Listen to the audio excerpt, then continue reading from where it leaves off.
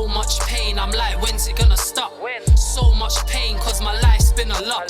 So much pain, I'm getting tired of these blocks. I'm in last place right now, but I soon reach the top. So much pain, I'm like, when's it gonna stop? So much pain, cause my life's been... Welcome back, people. Long time coming. It's been just over a month now. Last Place podcast. I think we're on episode 25 now. Shout out to the people and everything. There's been a bit of a delay with the last few episodes, or the basically last few episodes. This last one. We probably could have got about 2 in since I've been. Basically, anyway, there's been no episodes as of late because I was sick. I actually had chicken pox, so that's the reason why there has been no episodes for the last month or so. But we're back now. I'm fully healed. Almost died. My little cousin tried to assassinate me. But yeah, we're lit now. Episode 25, we're back. How you feel, bro? Chilling, bro. Yeah. But yeah, so we're back now. Had to do it big. We brought the boys on. Man, them, introduce yourselves. Yo, what you saying? My name's Eddie. I'm one of the owners and directors of 3LTRIO. Nice to meet you guys. So, I'm Rmar Anthony Murray, the chosen one, the one to save the universe, you get me, the one with all the powers. I'm the other person who owns 3LTRIO as well. I'm just an all-round fabulous guy. He went crazy. Yeah, I don't think, man. He went crazy. He did our intros. Do a favor, back this up a little piece, and then just bring it up. Now bring it up close to your mouth. Yep, good to go. I feel like my intro's nutted now. That's what I do, man. That's what I do. It's your boy, Young Double, the sexy smile of life, Sextron, Sexavelli, Sexton. It's been so long, it feels crazy to me. Am I right? It's your boy Big Tycoon Hunter, Mr. Chestnut Checkers. Bow. Impressive. But not like yours. I know. Not like yours. I know. But yeah, man. So it's been a long few weeks, but we're back now. Hopefully keep the content running. The little break that we had, or I had, stopped now. So yeah, content's going to keep coming. It's going to keep coming for your head top people. But yeah, how's everybody's week's been? Well, mine has been fantastic, you know. Every week is better than the last. I really enjoy every week. Every day that passes is another day to be great. So, and what day are we on today? It's Tuesday today. 2 days into the week. Got 5 days left to make it perfect, and I can do that. So, that's me. Yeah, man. Week's been great, man. I can't complain. Like you said, every day is another opportunity to be great. You know, I like the fact that I think these days I can say for both of us that we're tackling each day as if like every day doesn't really have. Now I'm like it's a Monday, Tuesday, Wednesday. Like for us, it's like every day is kind of the same because it's like the day doesn't really change, just the problems. So we don't see it as like, you know, weekends and weekdays. We just see it as, you know, a day. One big continuous thing. Business groundhog day. Yeah, It's kind of what it's like. Groundhog. Yeah. Groundhog. I don't know what that means. Okay. It's only culture people know. It's a film, basically. Groundhog or groundhog? Groundhog day. Okay, sorry, I thought you said groundhog. I thought you was putting groundhog. on to some new terminology. Nah, groundhog. It's my it's my sexy accent. You get me? So groundhog day. That's a sex accent. How's you guys this week been? I thought you could explain what groundhog is. Oh, okay. Basically, it's a film where in the film the main character realizes that he's reliving the same day over and over again. Is this the Bruce Willis one? Bruce Willis, Jim Carrey. Is that who you meant? Yeah. Continue. The same day gets relived, and I think what Eddie was trying to touch on is that every day is the same. Every day is a working day. Every day is a hustling and grinding day. It's just the same problem, either magnified or a new problem to overcome, and we tend to do it very well. So. But it never stops, which is great because it's just another chance to keep on going and growing and glowing. You know what I'm saying? So how is you guys this week, man? My week's been all right still. Obviously, we're only 2 days in. But like you said, things change day by day. You figure out more stuff as the days go on. As long as I stay grounded and I'm trying to push towards what I'm trying to push towards, I'll be learning every day and figuring more stuff about myself as well. So can't complain. Productive. Beautiful.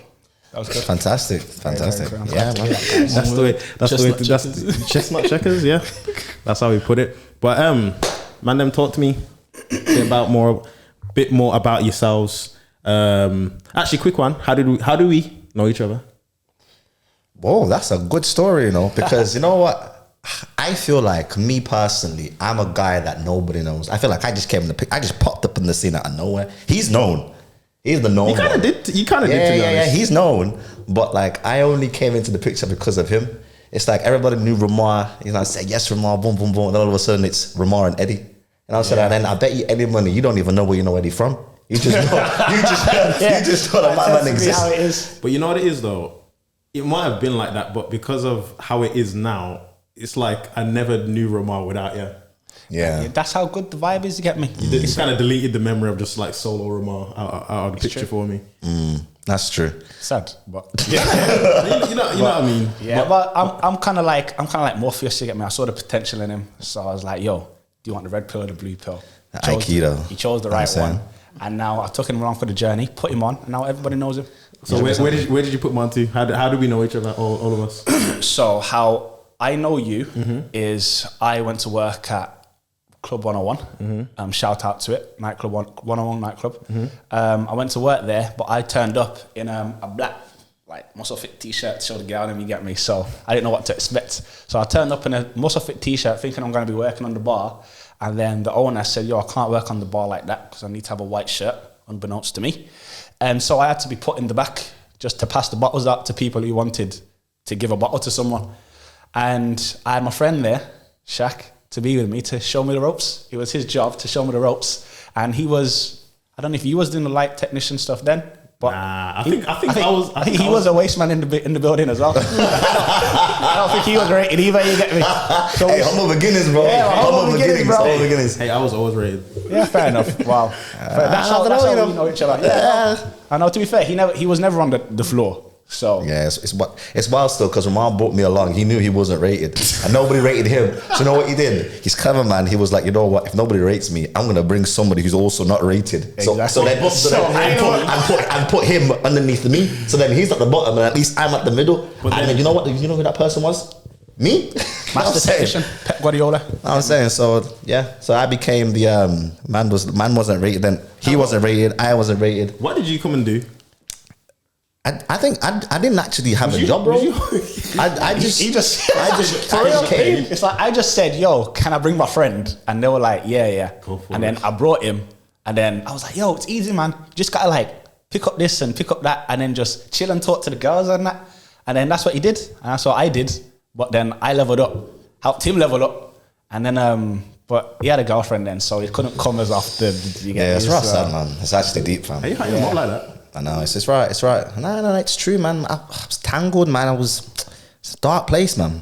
Dark place. We had so much potential back then, bro. So much potential. 101 popping, and there I am with a girlfriend, kind of. You know what I'm saying? It was peak, man. It was a dark time, bro. Dark time. I'm telling you now, man. It's tough to make it out. Shout out to your girlfriend, man. Shout out to every man out there trying to make it. You know what I'm saying? Yeah. Gotta focus on yourself. 100%. You know what I'm saying? Don't be out here getting into relationships at a young age. Ain't worth it, man. Ain't no way. How long was you over for? 3.5 years, man. Whoa. It was bad. I'm 27 now. How old are you, Ramon? 27. And you was with a girl for 3.5 years? I know, man. Wait, from what age? From like 21 upwards? Yeah. I think it was I was 20. 22 to 25. Yeah. That's crazy. I know his life. It was peak, man. It was, you know what? All I can say about that, it was character building. It's character building.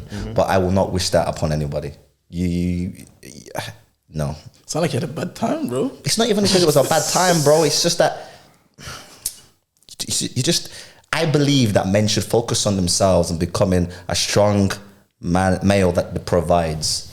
And by having a girlfriend at a young age, you can't become that man that you need to become. It's impossible. I hear that. They're just distractions. You don't need that. You need to focus on your main goal. They're distractions. 120%. Name me a woman who's not a distraction apart from your mom. My argument against that is if you know who you are and you're solid within your own self, a girl can't be a distraction. No, but this is what I'm trying to say though. Like, I got into a relationship when I didn't know, I wasn't there yet.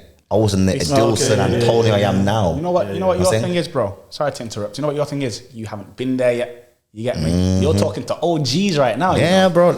We giving you the sauce right now. Hey, ain't nothing worse than heartbreak, bro. When you leave her and you're crying. And let me tell you something right now. Everybody cries, you know. Don't be saying you ain't gonna cry over it, girl. For real, bro. Every man does, man. It's true, man. I know what you're saying about how if you're true to yourself, but you don't really... A man never knows himself until he's had a heartbreak. For real. You get me? And man never knows himself until he's had a heartbreak because that's the one time that you can get pushed to your limit business-wise and things like that in your career. However, to be pushed emotionally and mentally and physically simultaneously because of one person, that's tough, you know. And when you have to hit rock bottom and rise back up for you to rebuild. You can experience that in other ways, though. Nah, bro. Wait. Let me learn. Because I could say 1,000 experiences that I've gone through that you man probably ain't gone through. And I could say if you ain't been through that, you don't know life or you ain't experienced the depths of life. Nah, but then those are different because because the same sort of emotion that you go through. But you know what it is? It's a completely different emotion because somebody else is involved. Sorry to interrupt, guys. Can I just say, obviously, this is, I'm so glad to be here, guys. This is absolutely incredible opportunity. However, I'm talking about my past experience a lot, and I'm in a great place. I just want to let everybody know that I'm in a great place. You know what I'm saying? I ain't crying over nobody. You know what I mean? Yeah. I'm strong. I'm able now to provide. You know what I'm saying? I'm the guy that I want to be. So if I was to get in a relationship now, I'm comfortable to be in one. I just want to put it out there. You know what I'm saying? Just... a man needs to go through a heartbreak to truly figure out who he is as a person. How much can you take with that before you get broken? Exactly. How much can you overcome after you've been broken? And what usually comes after heartbreak, if a man's strong enough, is determination and willingness, and after that comes success. Generally, if you tend to stick at it, because you never have the urgency to succeed until you go through a heartbreak or a breakup and then feel like you need to prove something to the world. What about just being broke though? Nah, bro. Being broke, people get broke all the time. You get me? Nah, trust me. You know what? You see with a heartbreak, you would rather break your leg. You would rather break your leg twice than go through a heartbreak, bro. You know, a heartbreak will last for like 6 years, fam. Yeah, no, guys. You know what? I hear what you're saying about like you've been through different circumstances that, you know, have shaped your life that we potentially haven't been. I understand that, but let's look at it at the fundamentals. Like in life, the one thing that can get you the most is women. Bring it back to when the world started. There was a man and there was a woman. There weren't no money. You know what I'm saying? All I know that there was a garden and there was an Adam and there was Eve. And what happened to Adam? Adam gave in to Eve. Now look at us all sinning, suffering because of that one woman. Suffering. Temptation, because of the discipline. Because we lacked discipline. Exactly. Men lack discipline. Now when you lack discipline, at those ages when it's so important for you to mold yourself into this, you know, go through this character building when you are strong and you provide and, you know, you've been through so many challenges, but mentally, and then you become this man that you can now allow women to come into your life. It's a different story, but you can't do it at a young age. Nah, I get what you're saying. I do get what you're saying. Sorry, can I just say, because you see, being broke, you can fix that, like, almost instantly. Yeah. Heartbreak, bro. Yeah, heartbreak's different. Like, you will feel that for eternity. You know, it's like coming from a man who knows stuff. Like, that will last an eternity. No, like, even when you're healed and you have a wife and kids and you're happy, it will always be in the back of your head. Yeah. Will my current wife do that to me? And you know again? what? That's trauma, though. And can you not exactly? But you can heal from trauma. No. Okay, then a person doesn't necessarily heal from a close member in their family dying or a person close to them dying. You don't heal. You learn to deal with the pain. That's what you do. Yeah. But you don't affect. Okay, let's say close person dying. You don't let it affect you. But like, okay, I'm never gonna attach myself with a person like that because everyone's gonna die. That's not healing from it. But accepting it is like, people die in it, bro. Accept. young one. Listen, you've got so much time. I said young one. Listen, so this is a difference as well. You can get to 60 years old, 65 years old. I'm sure by the time you're 65, you'll be even more successful than you are now. You get me? And you can have a wife and kids and so on and so on. And then if I called you now and said to you, yo, bro, you know that girl that you was with in secondary school, that one girlfriend? I know what this is about. Hold on. She died. You get me? You'd say, oh, okay, no worries. And there'll probably be times where you'll walk to the bottom of the garden, just stand there and just think. Just look out into the distance and just think. Because as a man's heartbreak is different to a woman's. Men don't open up to people.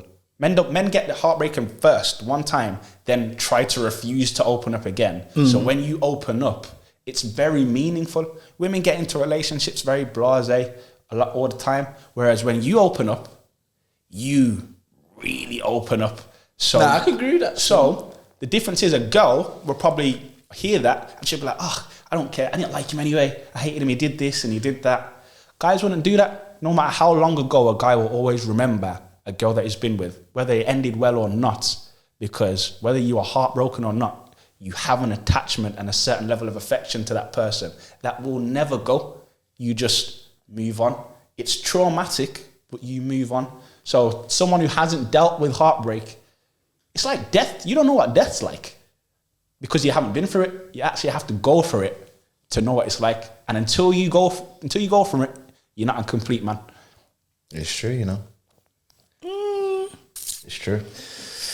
That's why people actually say, that's why heartbreak, it happens to everyone. When a young man gets hurt, an older man says to him, his uncle, his dad, or whoever, don't worry, bro. It happens to the best of us. It happens to everyone. You needed this. And they'll say, don't worry, it happened to me. I remember the first time I got my heart broken. It's a thing that it's like an evolutionary thing, you get me? But your time will come. Don't worry. No, I ain't never experienced some form of heartbreak, but yeah, I do get you saying still.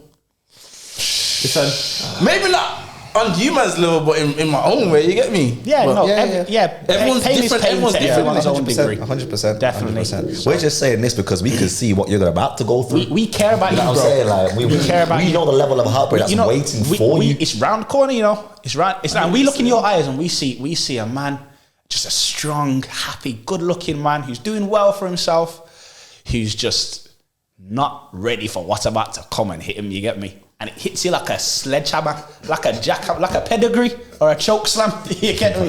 This will hit you like a flipping ton of bricks plus a piano plus a building. Jesus Christ. But then when you build yourself up, you're still never going to forget it. But you can become a stronger person. It's like the Chinese, I think it's in karate or something. They break bones when they're children, so the bone rebuilds stronger. But that doesn't mean that the leg doesn't have, or the arm doesn't have the trauma of the break. Yeah. But it still came back stronger. Nice little analogy for you guys. That was a great analogy. Thank you. Nah, man could talk about this for ages. We could go back and forth. We could. Aye, we'll come back to that. Talk to me, 3LTRIO. Let me know how it started, where you're at now. Just give me the origin story. Let me know how you started with that. Okay, then. So, Eddie, as he's my hype man, he's a true champion in this role. So I'll start and Eddie will jump in and say his stuff and then we'll keep rolling. So how it started is that you had me, young, sexy, fly, good-looking guy. Then you had Eddie. And we met. So we met each other playing football. We used to play for Tamworth Academy at 16, just after school. And Eddie actually used to bully me. I know you knew I was probably going to say that, but he used to bully me all the time. I'm telling bro. you, man. Like actually, like, yeah, man. headlock No, nuggies. not even. Not this ain't Swirlies. Nah, fam. This ain't high school. Yo, fam. listen. It wasn't even bullying. You know, one of those times, like, listen, as a kid, sometimes you gotta do what you gotta do to survive. You know what I'm saying? We're in a football team that's predominantly white. You know what I'm saying? In our year, it's like it was me, him. Luke wasn't there yet. Just me and you at first. Nah, Demetrius. Oh. Yeah. So it's me. There's three black people. Okay. A handful of black people. There's four black people, right? Yeah. And now Ellis was already part of them, man. Yeah, he was already part of them. Ellis was already part of them, man. His accent and you know what I'm saying? Everybody was already scared of Demetrius. This guy was big and black. You know what I'm saying? Mm-hmm. Me and him are the skinniest, 2 black guys there. He's probably smallest too. Mm-hmm. You know what I'm saying? And like, I don't pass the ball to nobody. And he passes the ball, but he's cocky with it. You know what I'm saying? So we're getting bullied. And I'm like, look, I have to make a decision. One of us has to make it out of here alive. Yeah. I'm sorry, but I'll try and go over, cross over to the other side. And if I can't make it, I'll come back to you. Yeah. And if I can make it, I'll bring you the ladder down and bring you up. But I have to make the sacrifice. You know what I'm saying? In life, you have to make sacrifices to be able to, you know. It's true. It's a very justifiable reason. Yeah, but what do you mean bully? It's a weak reason. It's a weak bully reason. him. So basically, ultimately, if you want to break it down and decompose it, it's about a man who was true to himself and a man who wasn't. So a man who tried to compromise and align with the forces against me, didn't work out. He got sent back to me, and now he's chilling with me. You get me? So these guys used to kind of mock me and laugh at me because I'm kind of very open, as you know. I'm open. I'd say what I want. I say what I mean, and I mean what I say. And for example, I used to like Justin Bieber. I liked him with my chest. You get me? Man needed to know that I liked Justin Bieber back then. So these guys would always mock me, and because kind of like they knew I was good, because they knew that I was good, they wanted to pinpoint me down even more. And Eddie just sided with them and joined in with the laughing and the jokes against me. Now I'm on my own, holding my own against my year and the year above. Then, as I said, Eddie got cast away, came with me, and the rest is history. So then after that, we joined Cheltenham Town youth team. We played there for a couple of years, only black people again, really. And then we left there after not getting a professional contract. Mm-hmm. And then we played non-league, and we were struggling because it was so mentally draining. I was injured a lot. Eddie was he was kind of in between teams. He was going to good teams, but he wouldn't get a chance. He was the youngest all the time and that. So I thought we needed to do something to get our minds off of football because it's very daunting. You get me? You can't even smile throughout the day because it's your passion. One bad pass will have you upset for 3 weeks. So I said, yo, let's run events. And then this event was going to be sick. I was planning it and I was like, yo, it's going to be called this, and then we're going to have this. I'm going to get this girl and that girl and this guy at this club, getting all my connections. And then the problem was Eddie was with that girlfriend that we mentioned before. So he was kind of sporadically turning up to plan it. And he was saying that he's not going to come or he's going to leave at 12 because of the girl. And so I was like, you know what? This isn't working. Let's do something else. I've gone to his house, or his girl's house. And then we've decided to do something else. We've decided, why don't we do soccer camps in the holidays? I used to go to them. I'm sure did you as well? Yeah. Yeah. So like just where kids come together and play football in the holidays. Mm-hmm. And I used to love it. And then I think that was his idea. And then I said, oh, you know what we could do as well? We could sell clothes. We could sell tracksuits to the parents for the kids. Then he said, we can sell it to the parents as well so they can wear it. Then we realized that you need coach. We planned it all out. Then we said, you know what?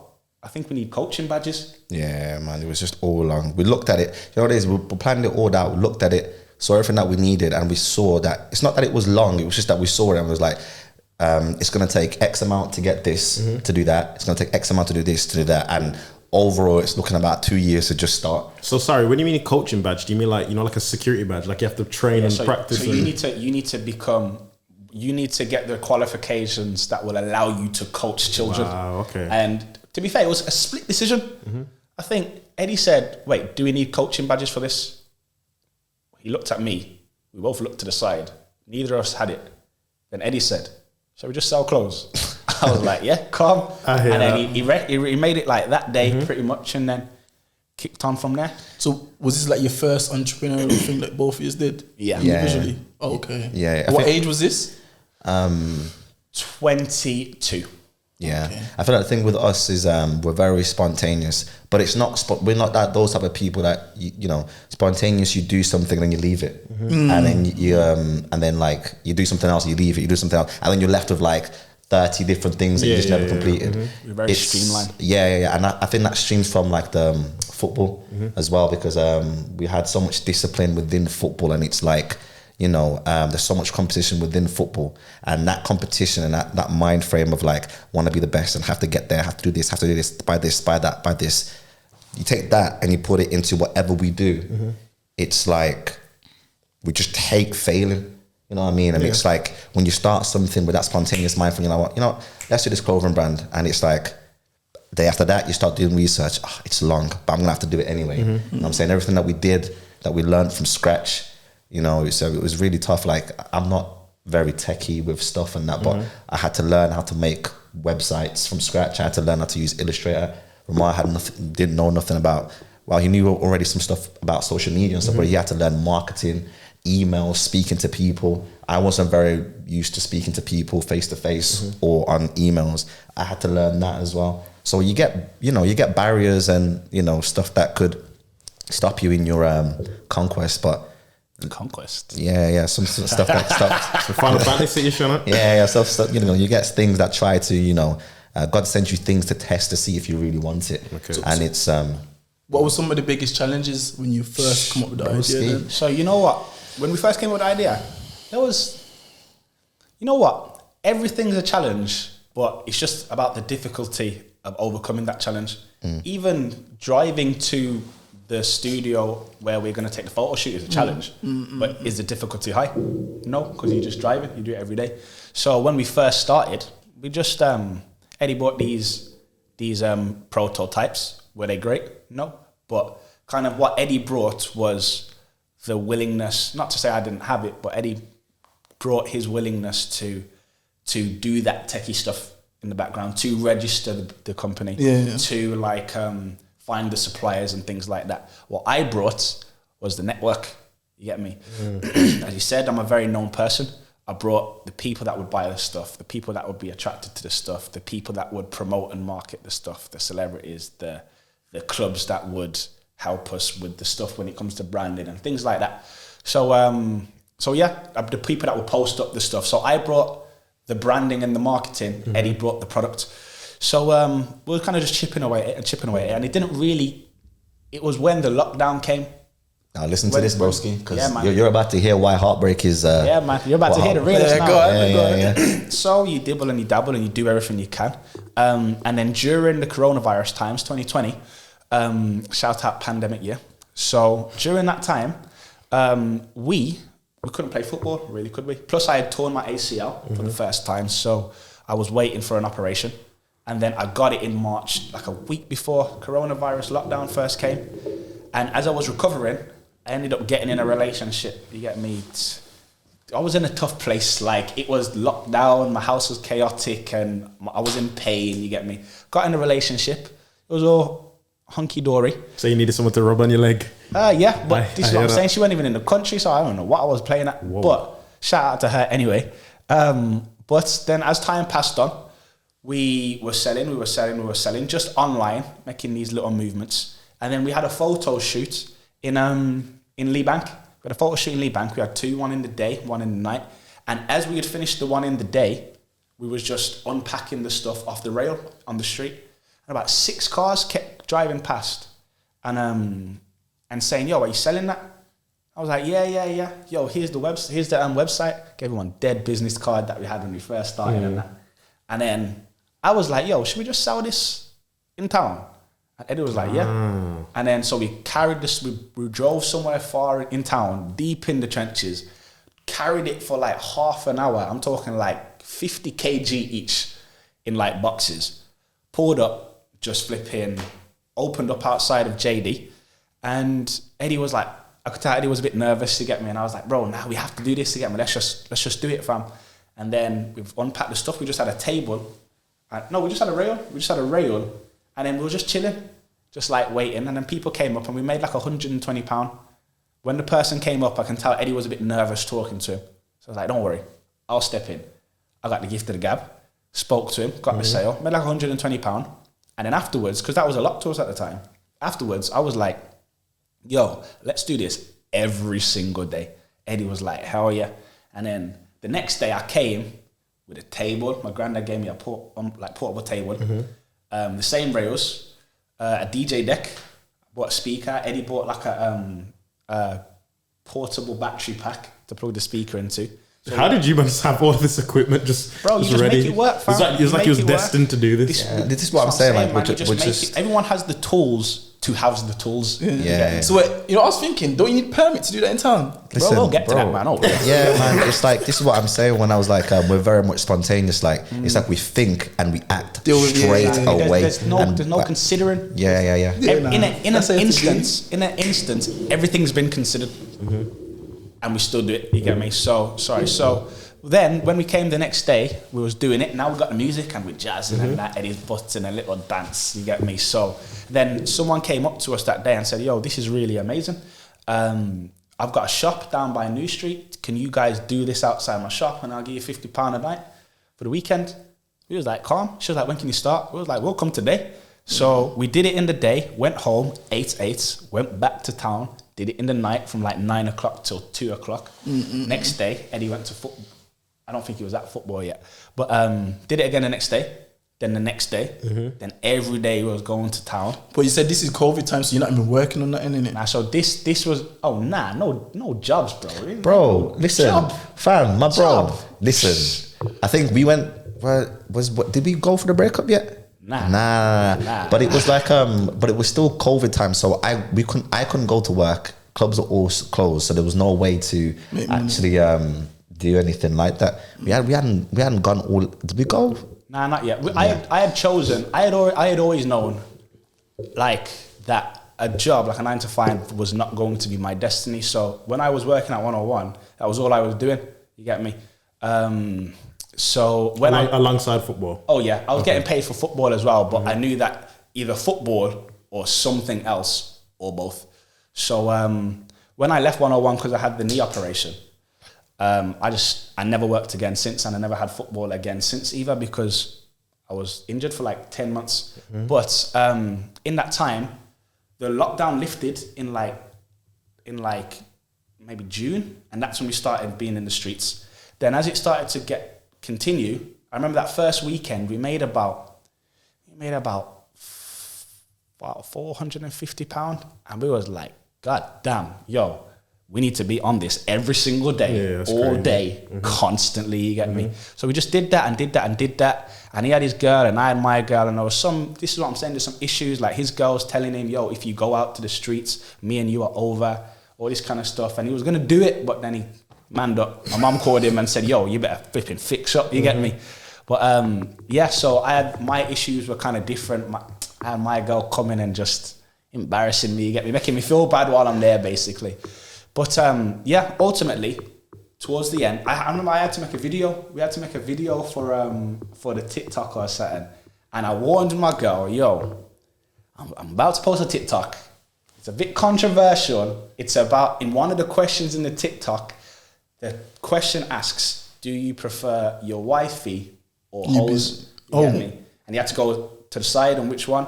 And I've gone to go to the side of wifey, and he's dragged me back to the whole side. And I've warned her before I posted it, what a man can do, you get me? That's a smart thing to do. And she's still kicked off. So go to show, man, like sometimes it's just not meant to be when you're trying to reach for the stars. And then he went through his breakup in around October. We're kind of flying now. Now we're kind of probably averaging maybe about £140 a day. And then when he went through his breakup, I was there for him. It was flipping hard as hell. I'm sure he'll tell you about that later. I went through my breakup a couple months after, in December. But my breakup was more like,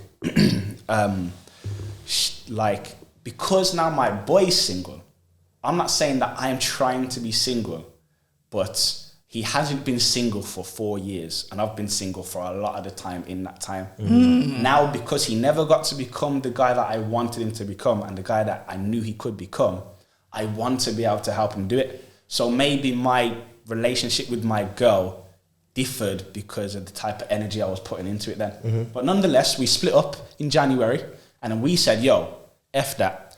We are going to become the biggest and most successful people in the world, because when a girl breaks up with you, or when you break up with a girl, what they're doing is they're betting on your failure, or they're betting on your failure, or they're betting on themselves to get with someone to have a better future. Yeah. You get me? I agree with that. And I take that personally. You know what I'm saying? So we just was doing hustling, making little videos and things like that, posting every now and again. And then when we knew the lockdown opened on April the 12th, we was outside April the 12th, day in, day out, hustling to the point where it went from, things started to go well, and then it went from being £140 a day to 200 a day, 300 a day, 4 a day, 5. Now we're saying, we can't come to the thing on the weekend now where you're going to give us £50 a day or £50 a night.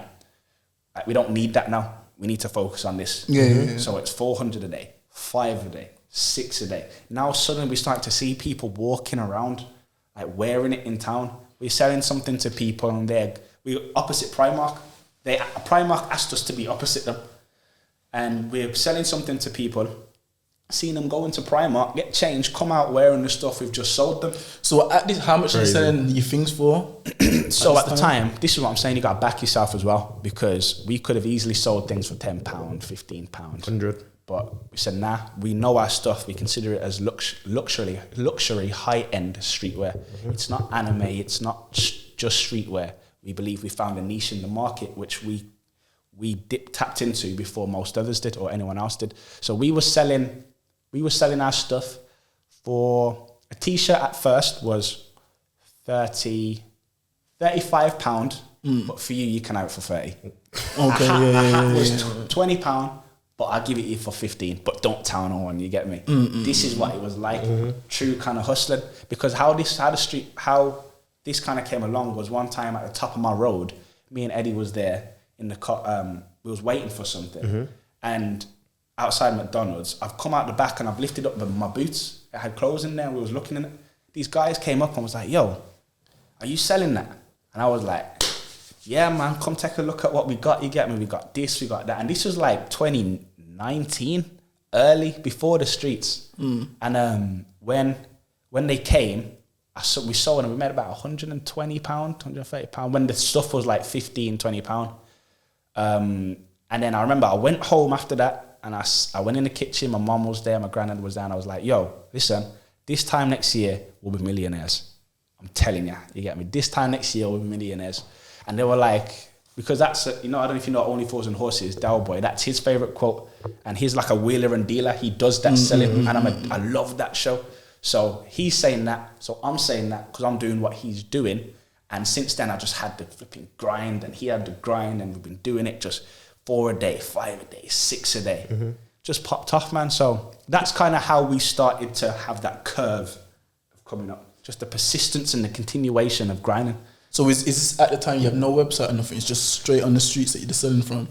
So we had a website, but these are kind of some of the challenges he was adhering to, because we paid $2,000 for a website from a guy we don't know in Wales, from a girl that we know didn't really have our best interest at heart, a girl that I know. So I'm not saying failed, because he never failed, but we made probably the wrong decision in doing that. But it wasn't the wrong decision because we learnt from it. But we wasted $2,000. Yeah. We wasted $2,000 on that. $2,000, did we have $2,000 to waste? No, because this was very early in the time. The Instagram, was we really selling on Instagram that much now? Because now we got the streets. It's all about the streets. And we just said to everyone who came, whether they bought or not, yo, could you follow the Instagram? We're trying to get to 10K by the end of the month. Even when we was on 2K, we were saying that. So we wasn't really selling online too much. But this is how good God or the universe is. Sometimes when you have a bad day or a tough day in the streets, you get a sale online. Boom, you get sale online. And it'd be like, this is God's message to us to keep going. Don't get disheartened, you get me? So it's funny how the universe works. That's mad. Who did you find was, like, what age group or what demographic, who did you find was always buying from you guys? I feel like in terms of who buys from us, I feel like at the beginning stages, I don't feel like people, I know our stuff was really good. I don't feel like people were buying because just solely the stuff in general. Yeah. I feel like at that time, and to this day, to be fair, they were buying more of us because our energy was so pure and so like, they can see it in our eyes that we really wanted it. And it's like, even though we were tired, it's like, for example, we'll be standing there, and it's like, we've been there for, let's say, 2-3 hours, not sitting down, just standing, and I'll have my head down. Ramar will probably be like hands on his hips, looking up because we're tired.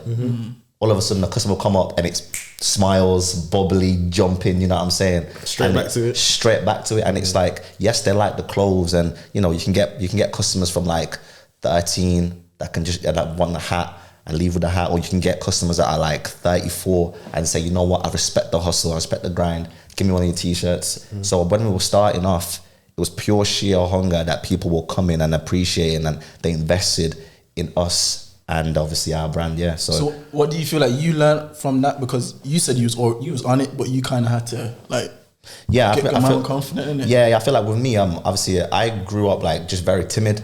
I'm saying, like I said, like nobody growing up, nobody really knew me like that. So it's like, and it's one of those things when people say like, you've got to surround yourselves with people who, like, for example, if you want to be a millionaire, you're around like, you know, people who don't want to be a millionaire. You're not going to be you got to put yourself in that circle where everyone's hungry.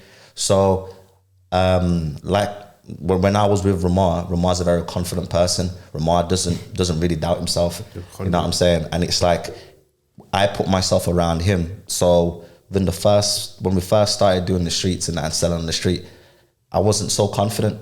But I watch him a few times and I hear what he says, and then after that I'll go off and I'll say the exact same things. And sometimes it don't work, but it's like, because I tried what he said and I was like, okay, that didn't work. Let me swap it and add my little phrases in. And within time, it was like he could leave me on my own, and I'm just getting sale after sale after sale after sale. And it was crazy. We was building connections as well over there. And it's one of those things that you got to really put yourself in the deep end. Watch who you surround yourself with. Put yourself in the deep end and put yourself in a situation where you're probably going to fail, but don't let yourself fail. Because if you stay resilient, you stay resilient and say, no, I'm not going to fail no matter what. And it's an impossible situation. You come out of that. The manner you're going to come out of that, you may succeed, but just about. Or you may succeed ridiculously, but as long as you don't quit, you never lose, man. So after that point there, when did you, man, feel like, yeah, this is done now, we don't need to stand on the streets anymore? Like, when did you think our next steps? I feel like we were always thinking about next steps. I feel like we're always plotting, and because we're so spontaneous, like I said before, we're always plotting and always ready for the next move. It's like, for example, we don't wait for the next move. It's like we're just taking little steps, small steps, but nobody can see these small steps, kind of thing. So we're always gradually moving forward anyway. But I'm sure Ramar can dip into the... Because there must have been a point where you must have been thinking, you know what, we need to do something different now. Obviously, you're making money, you're making the sales, but... You know what's crazy? I can't do that forever, innit? I feel... This is going to sound weird. I rather feel like it was just destiny. I don't think there was a time we sat down and we thought, what else can we do? I think we would...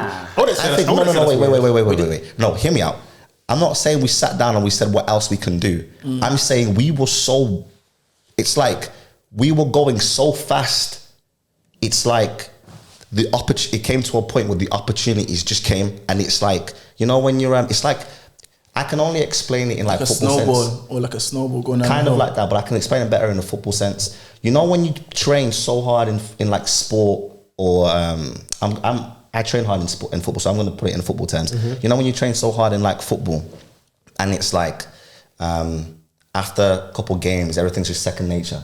You get into a zone, you get into a state of mind when you don't think, and things just work out. So for example, like somebody could like take one of your teammates will shoot the ball. This happened to me one time. One of the team, Ramar, we used to play for the same team, right? Ramar had the ball one time, and he cut inside and he tried to cross. I wasn't expecting the cross, but because I was in the zone, I then turned that cross into a goal, and it was all instinct. And that's kind of the same with like where we were at that time. We were so, you know, fast paced and so mentally prepared. Isn't that called, what's it called? Flow state? Yeah, flow state. Yeah, that's exactly right. So that's I feel like, like, so maybe Ramar thinks it's different, but me looking back at then, I didn't sit down and think, okay, I've done it, we've done this, we're in the streets, how else can we push the brand forward? Me personally, maybe you would differ, but me personally, it felt like to me, we were just in the zone. It's like we're in a state of mind that we were attracting opportunities, not trying to grab. We're not chasing, we're attracting. So you was more inspired to take the next steps than thinking about the next steps? Yes, kind of thing. I would say what Eddie's spot on with what he's just said. There's a bit that I can add to that. What I can say is that we came to a point where even though what we're doing is a working formula, things around you change. So you have to figure out how to adapt to that change. So even though it's working, it still may work, but what are getting involved in the situation to either prevent it from working or hinder it from working as well? Things like that. So to answer the question, it got to a point where we were making so much money, and then we started to know that we potentially need to look for the future because of the potential weather change. So if the weather starts getting rainy, less people are going to be outside, less people are going to be willing to stand outside, and less people are going to be willing to buy. And can we go outside and just have the rail there? No, especially the electrical equipment as well. So we had to think of a plan of how to move forward, and we wanted to have a project we wanted to make a project so we can move forward definitively. You get me? Have an organized plan. What we did in the time, because you do run into situations, there's times when you run out of money. It's a constant cash flow thing where you don't know until you go for it, and as your money gets bigger, it gets harder. So even though we're making so much money, like, we have to figure out, where's this money go? Where do we distribute it into the right place? So what we started to do in the middle of it was we started to take investments from our friends. So we took £800 off one, give you £1,000 back in a month. Boom, done that. Take £1,000, 1,500 in a month. We did some really bad deals for us to get the confidence of them. So if we needed it again, they would give us more time. You get me? Yeah. So it's a tactical decision that we've made. So times when we've taken £3,000, 3,500 in a month. You get me? Sometimes we have to figure out, okay, we've taken £3,000. We need to give £3,000, 3,500 back to someone in a month. However, it's raining. It's been raining all week. We've got coronavirus. Plus, it's going to take 2 weeks to get stock. We've only got a week to sell. Are we going to make $3,500 in a week? Profit? You get me? No? Okay, so what we're going to do, let's go, I went to someone else. I got this initial investment, and then I went to someone else that I'd gotten an investment from in the past and paid them back and said, to be fair, I didn't even ask them. They came to me and they said, if I give you this, can you give me this? Like $5,000, and then you just pay up one person off, and then... Yeah, exactly. Yeah. So I think they gave me 2,000, and then I said, okay, safe. They wanted $3,000 back or something. I said, okay, calm. I took the 2,000, gave it to the other person to pay off that debt. They said, I want to go again. I said, okay, safe. Gave it me back. Now I've built myself another month now, because I did that all in 2 days. Got myself another month to create the money that I need, get as much as I can, pay off the most, not important, but the most critical person. And then by that time, we would have sold a lot anyway, made more money, got more clout and that. Maybe can I get another investment now? Things like that. So at this time, are you thinking, let's just make money? Yeah. Well, it's never really been about making money for us, you get me? It's always, we've got a higher goal and a higher purpose. This is the means of us achieving our higher purpose, L3LTRIO was. But we're very grateful to have it. But when we started to notice that the weather was changing, we knew we had to come at it in a different angle, because business is very much adapt or perish. You get me? Just like evolution, in evolutionary terms, certain species get wiped out just because they purely couldn't adapt to the changes of the environment, of their situation. So we, as we were doing, were attracting so much attention by so many different people. We had some people trying to invest in the company, but long term. So we weeded out the ones we didn't want and chose who we did want, and the ones that we chose turned out to be the right ones. And how did you make that judgment? Because it's an instinct. It's an zone. It's the zone. You're so focused. And everything that he's just mentioned, it's not one of those things that we, like I said, we didn't sit down and think, how can we do this? This is happening. How can we figure? It's all while we were selling, we'd be talking and make them decisions made. Yeah. Message sent over there, $2,000 there, $2,000 given to here. Literally, that's what I'm trying to say. We were so determined, so much hunger to the point that every decision was a good decision. To other people, it might look like a bad decision, but in our heads right then and there, it was a good decision. And it was like that, I'd say, for 12 months straight.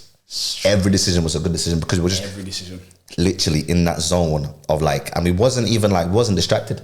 Like it wasn't even one of those things that, you know, yo, Eddie, come here for this, that, and the other, and then I can't do the streets for like, let's say 4 days. Yeah. Nah, it was straight business, like straight business mentality. 100%. There's no time. We've been on the same level and the same wave. We was there. We saw each other every day, constantly just hustle. And as I said, to answer your question, it was just an instinct. It was an instinct to know what was right and what was wrong. And we didn't sit back and think. We were so in the zone. It's like we were in the zone. We was in our own heads. It's like both of us merged heads was in the same brain while the ideas are rolling around, and we just picked at these things, put it through the machine, and the machine would give us the outcome. And then if it was not the outcome we wanted, boom, throw it away, pick at another few. And so things just tended to happen really quickly. And as they say, there's no such thing as a bad idea, just bad execution. 100%. So if you can pick out, you can sell this part of this and become a billionaire because of the way that you executed your idea. But what makes this so special? Probably nothing. But because our execution was so on point for 12 months straight, the decisions we made turned out to be. So in them times there, you say you're in the flow state, as we would describe. How do you not get distracted then? Because a lot of people feel like there's distractions in it. I feel like in the how we didn't stay distracted was purely because we had that mentality at that time as well. We were still fresh out the breakup. And then I think things happened for a reason, because it was like we'd be there selling, and then, you know, boom, rmar were like, and I didn't say that name then, bro. Don't do that. rmar were like, bro, your ex has got a new man. And I'm like, what? Are you doing that on purpose? Well, not. Nah, because you probably did see it. I'm just kidding. And then I'd be like, what? Alright, safe. And then boom, I make 8 sales in a row in like 10 minutes. You know what I'm saying? Facts. So it's like things happened while we were doing what we were doing that forced us to be like, you know what? If she's gonna do this, she's gonna find better than me. She's trying to hold me back, and now she's trying to say that she can find better than you. Must be joking. You know what? I get why you man are saying and why you're so passionate about the heartbreak from the car. It's built your success in it. Oh yeah, So definitely. you can't then go against it and be like, nah, heartbreak, you don't need heartbreak. On the flip side to that as well, that's one of the positive outcomes of it. I remember one time, bless his soul, you get me. One time I had a football, I was feeling really low, not even low, I was feeling empty, you get me. I was feeling empty after everything I've done. How can this happen? You get me? I feel so like what have I done to make this happen to me? You get me? I'm a nice person and all that kind of stuff. Got betrayed. Betrayed, fam. You betrayed. You get me? I was like 21 Savage. So obviously, I remember one time we was in the streets, and I was saying to Eddie, yo, I don't know what it is, man. Like, I remember being in the car, and I think he was outside the car. I was in the driving seat. I was like, yo, I don't know what it is, man. Like, I just feel empty. Like, I feel empty inside. And I'm saying this like as a man opening up. You get me? Like, I don't know what it is, man. Like, I just feel empty inside. And he was like, don't worry, man. Trust me, take whatever time you need. Like, I'll hold down 3LTRIO until you feel right. If you want to take some time off, don't worry. I'll handle everything, you get me? And I was like, obviously, man, no, I ain't going to take no time off. I'm about this no matter what till I die, you get me? But I appreciated that. And then I remember I had a match. I think I drove to my match just after that. I've come and I've played against my old team, Bromsgrove Sporting. And I told my manager before this, I said, yo, I feel empty inside. Like my head, I feel like there's nothing inside me. I feel like I've got no substance. And he was like, do you want to play or do you want to start? I was like, I'll play. So I played, I started, obviously. And played the match, 10 out of 10. I mean, I'm usually 10 out of 10. But this match, 10 out. I didn't put a single foot wrong because I was empty. But even though I was empty, I was still in the zone. Yeah. Even though there's nothing inside me, my body is still in the zone. You get me? Yeah, so. and it's good as well. Like when you take on new ventures as well. It's good to have somebody like that you can trust, that's doing it with you. And maybe that's the way to obviously stay focused, because, you know, like it's very easy to be doing something on your own and, you know, say to yourself, you know what, I'm not going to go to the gym today. I'm going to take today off for this reason, for that reason. But, you know, if you constantly go into the gym with someone and you don't want to go, but you're like, oh, he's going to be there. He's going to need me to spot him. I'm going to have to go. That support system. You know what I'm saying? So, so, and it's, I mean, you can't be Rambo. You know what I'm saying? Yeah, and it's fun to do it with, like, you know, with your boys and that, you know what I'm saying? Because it's like, it's a journey. You know what I'm saying? You experience, you know, the lows and the highs together. When you get to the top and the top of the top of the top, you look down and you look at where you came from and it's like, yo, we did it. It's true. There was a time when he did something similar to, or I did something similar to him, when I actually tore my ACL again a few months after that. Sorry, how many times have you torn your ACL now? Twice. Okay. Twice. I think God's holding me back because no one else is good enough to play against me. So he needs you guys to catch up, basically. But I tore my ACL again and I was flipping heartbroken, you get me? It's like I'm up here because I'm playing the best football ever and it's just sunk me down below the pits of hell. You get me? It's like heartbreaking. I remember I messaged Eddie and I said, yo, in my group chat actually, Eddie and Dan, I messaged them saying, yo guys, because they knew I had hurt my leg, my knee. And people were saying, don't get an MRI, but you just know once it's happened to you, you know when it's not right. Deep down in my gut, I knew this is what it was. So I got MRI. Then the next day, I got the disc. I went and picked up the disc because I went private, and they gave me the disc. I put it in, but I don't know what I'm looking at. I'm just looking at a bunch of random images that only a doctor understands. I was clipping. There was like 100 and certain pictures. Didn't understand it. But there was this one picture where I just saw something not attached. And I thought, as soon as I saw that, I ejected the disc, took it out and said, you know what? I'm going to just let God handle this. I'm going to just wait until I actually get the result tomorrow. But I was sad because I kind of felt like I knew. And then the next day, I got an email at like 7 a.m. and I had to put in the password to get my results. And then at the top it said left knee, full ACL rupture, which means it's torn again. So I told Eddie and Dan in the group chat, I said, guys, I was scared to message it as well because I know as soon as I type this, it becomes real. You get me? So I've said it, guys, I've torn my ACL again. And then Dan put a nice little message and then Eddie called me. I was in the shower. Eddie called me and it was like, oh man.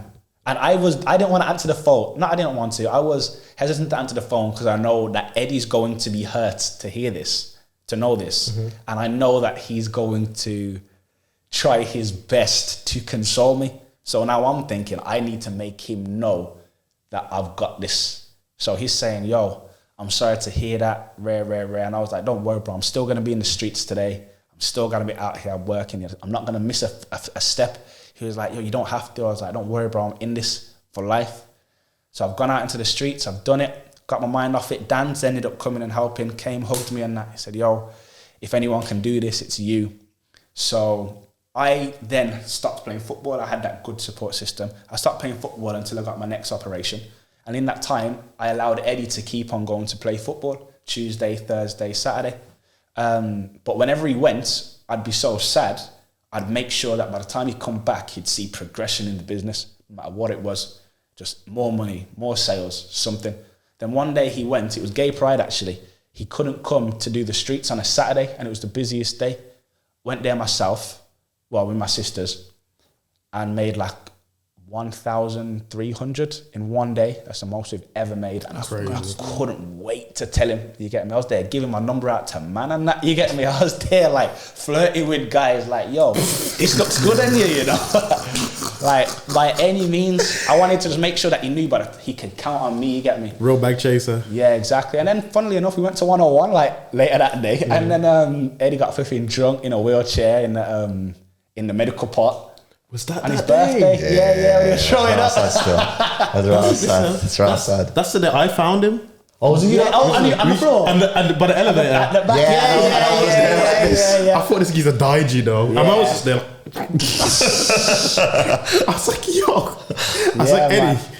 But yeah, he was just sick of this up. That's right side stuff. Yeah, it's been a crazy journey, man. And like I said, there's so many things. People see the money and people see the flash lifestyle occasionally and they see the success and the things that we get, but you have to do. It's like you have to do 1,000 things to get one good step forward. Then next you have to do maybe 500, but then you may have to take 5,000 steps, 5,000 things to get another step forward. You may do 5,000 steps and it's the wrong direction and you take a step back. You get me?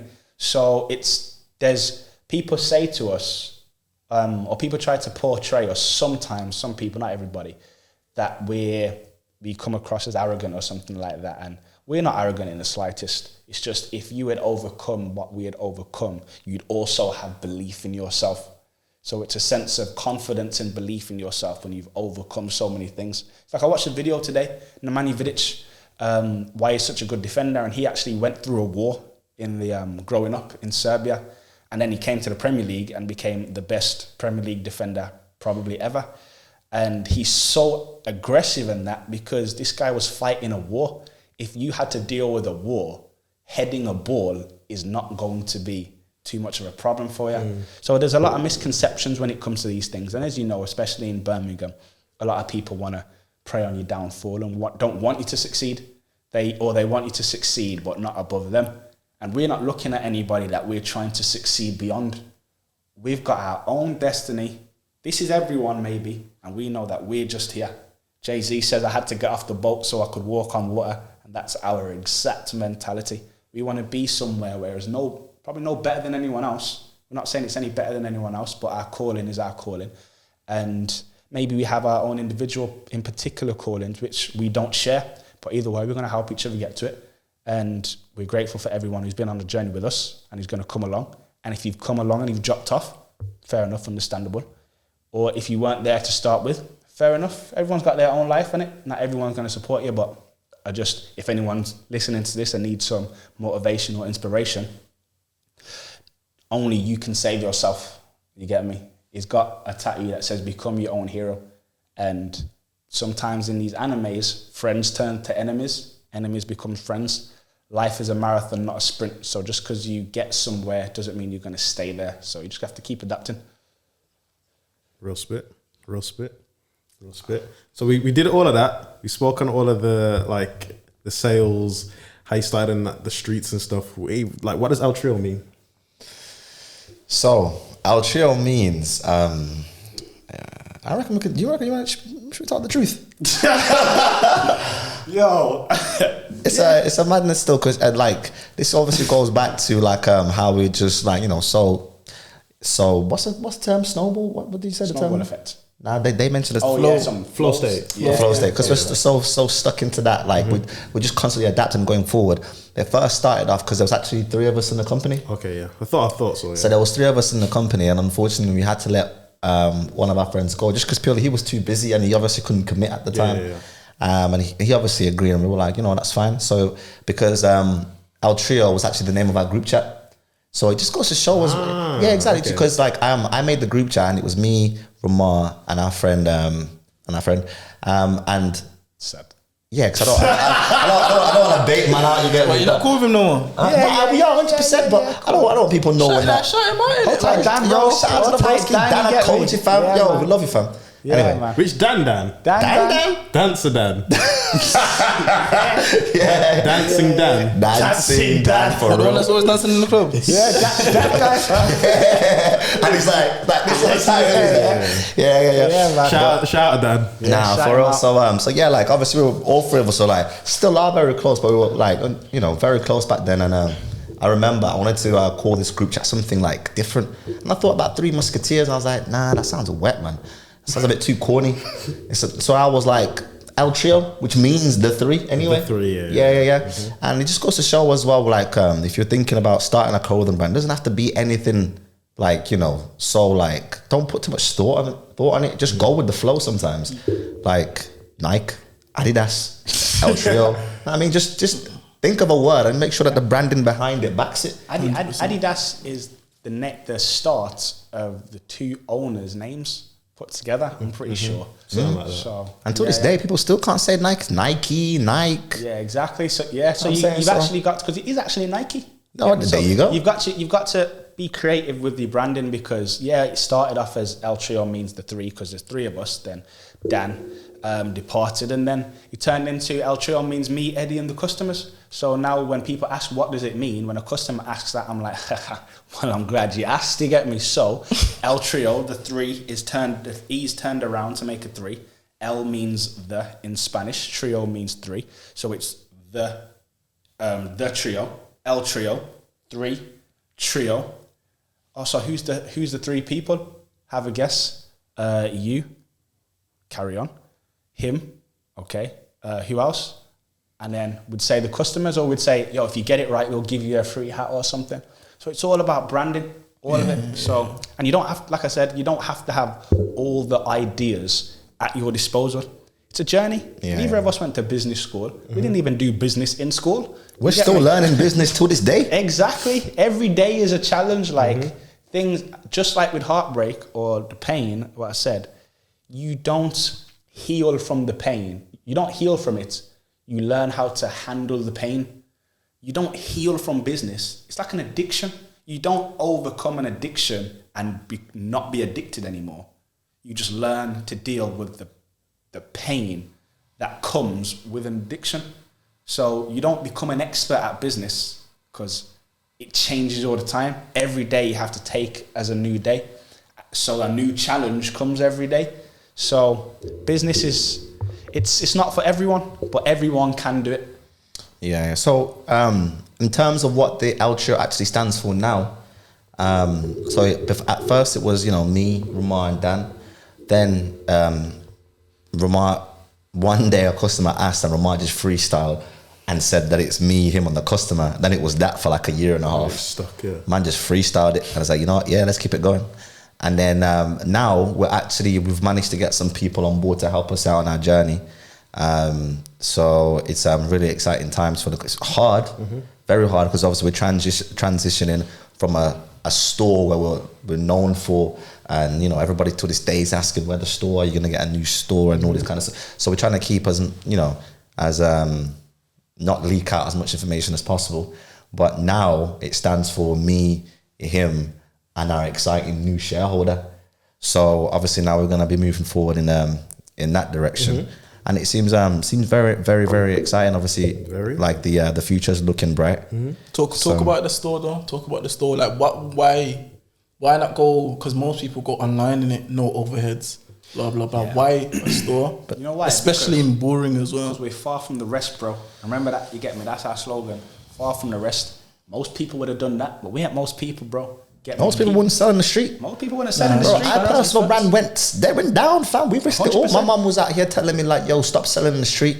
And I was saying like, what are people going to think? It's embarrassing. Girls are walking past, man, laughing at us. All of that. Following us. Girl go to 101 and work at 101 and walking past, laughing at us, trying to not say hello to us and that. You get me? Say some names. Yo, they know who they are. Fuck that, say some names, bro. You're better than one person that stands out in there. Fuck that, bro. Nah, we can't be laughing at the man's downfall.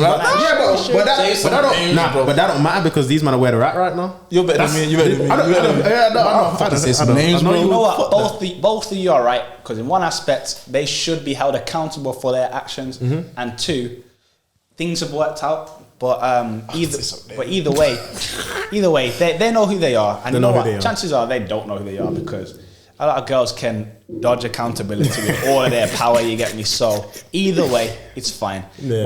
But people were just laughing at us, and these times, me and Eddie are thinking, yo, we make like 4 times your monthly salary in like a week and a half. And you're laughing at us, you get me? While we're selling on the street, plus our connections are growing and our business is growing and all that kind of stuff. So people, this is the thing. That's why I said it's not for everyone, but everyone can do it. You have to rewire your mind. Some people are like slaves to society, slaves to the system that they work for and things like that. And if you're going to be like that, then you just can't be around these people. Just like Eddie said, you surround yourself with the right type of people. We couldn't go back to places we couldn't work in any kind of place or be around certain people because their mindset just wasn't where it needed to be. Girls, we had to just lock off girls because your head ain't where it needs to be. I need to be flipping heading for the outer space and beyond. My goals are too big to be dealing with people who only think within this atmosphere. So yeah, it's the shop was a big change because I think we found a niche in the market where, because it was 2020 that we started the streets, we did something which was in between two generations. In the 1980s and 90s, people sold on the streets. Biggie Smalls sold his album, Tupac sold his album and all this kind of stuff. So a certain age of people know that. In this age, people sell online, like you said. No one sees people sell on the street. No, these people have never seen people sell on the streets. These people haven't seen people sell on the streets for like 30 years. Now we've come and done something that impresses both generations. So the older people gravitate towards us and sometimes just give us money and say, yo, I respect the hustle, to see two young boys trying to make a go of it. And the older people, like the younger people, they're like, yo, this is sick, because it's something new to them. So we found a niche. Then opening the store in the Bullring. Who's opened the store in the Bullring? No one. We just did something no one had done, because we used to look up at the Bullring in the streets, and I used to say to Eddie, don't worry, soon we'll have a shop in the Bullring. You get me? Soon, trust me, I promise you. Makes sense. And then, lo and behold, we got a shop in the Bullring. It's crazy. So like, how was the process? Was it just, did you just go to the Bullring? Did you go to like the help desk? Did you say, how can I get a shop in here? Like, how does it work? I think, I feel like, you know, once you want something bad enough, you just find a way. I feel like we saw the target and we saw, okay, that's where we need to go to. Let's, go out there and make it happen. So we presented our idea and our brand to, the shareholder that's with us now.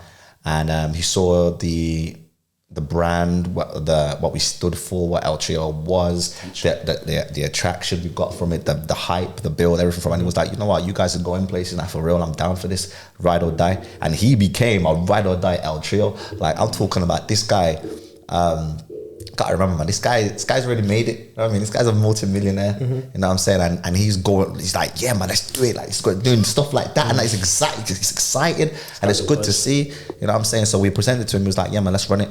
So we took that, and then I just went on Google.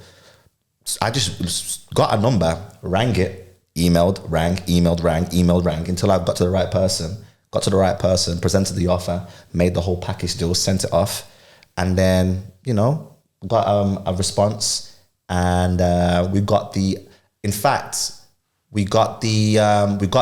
unit that we were going to get. It was either that one or like a Link Street one, wasn't it? Yeah.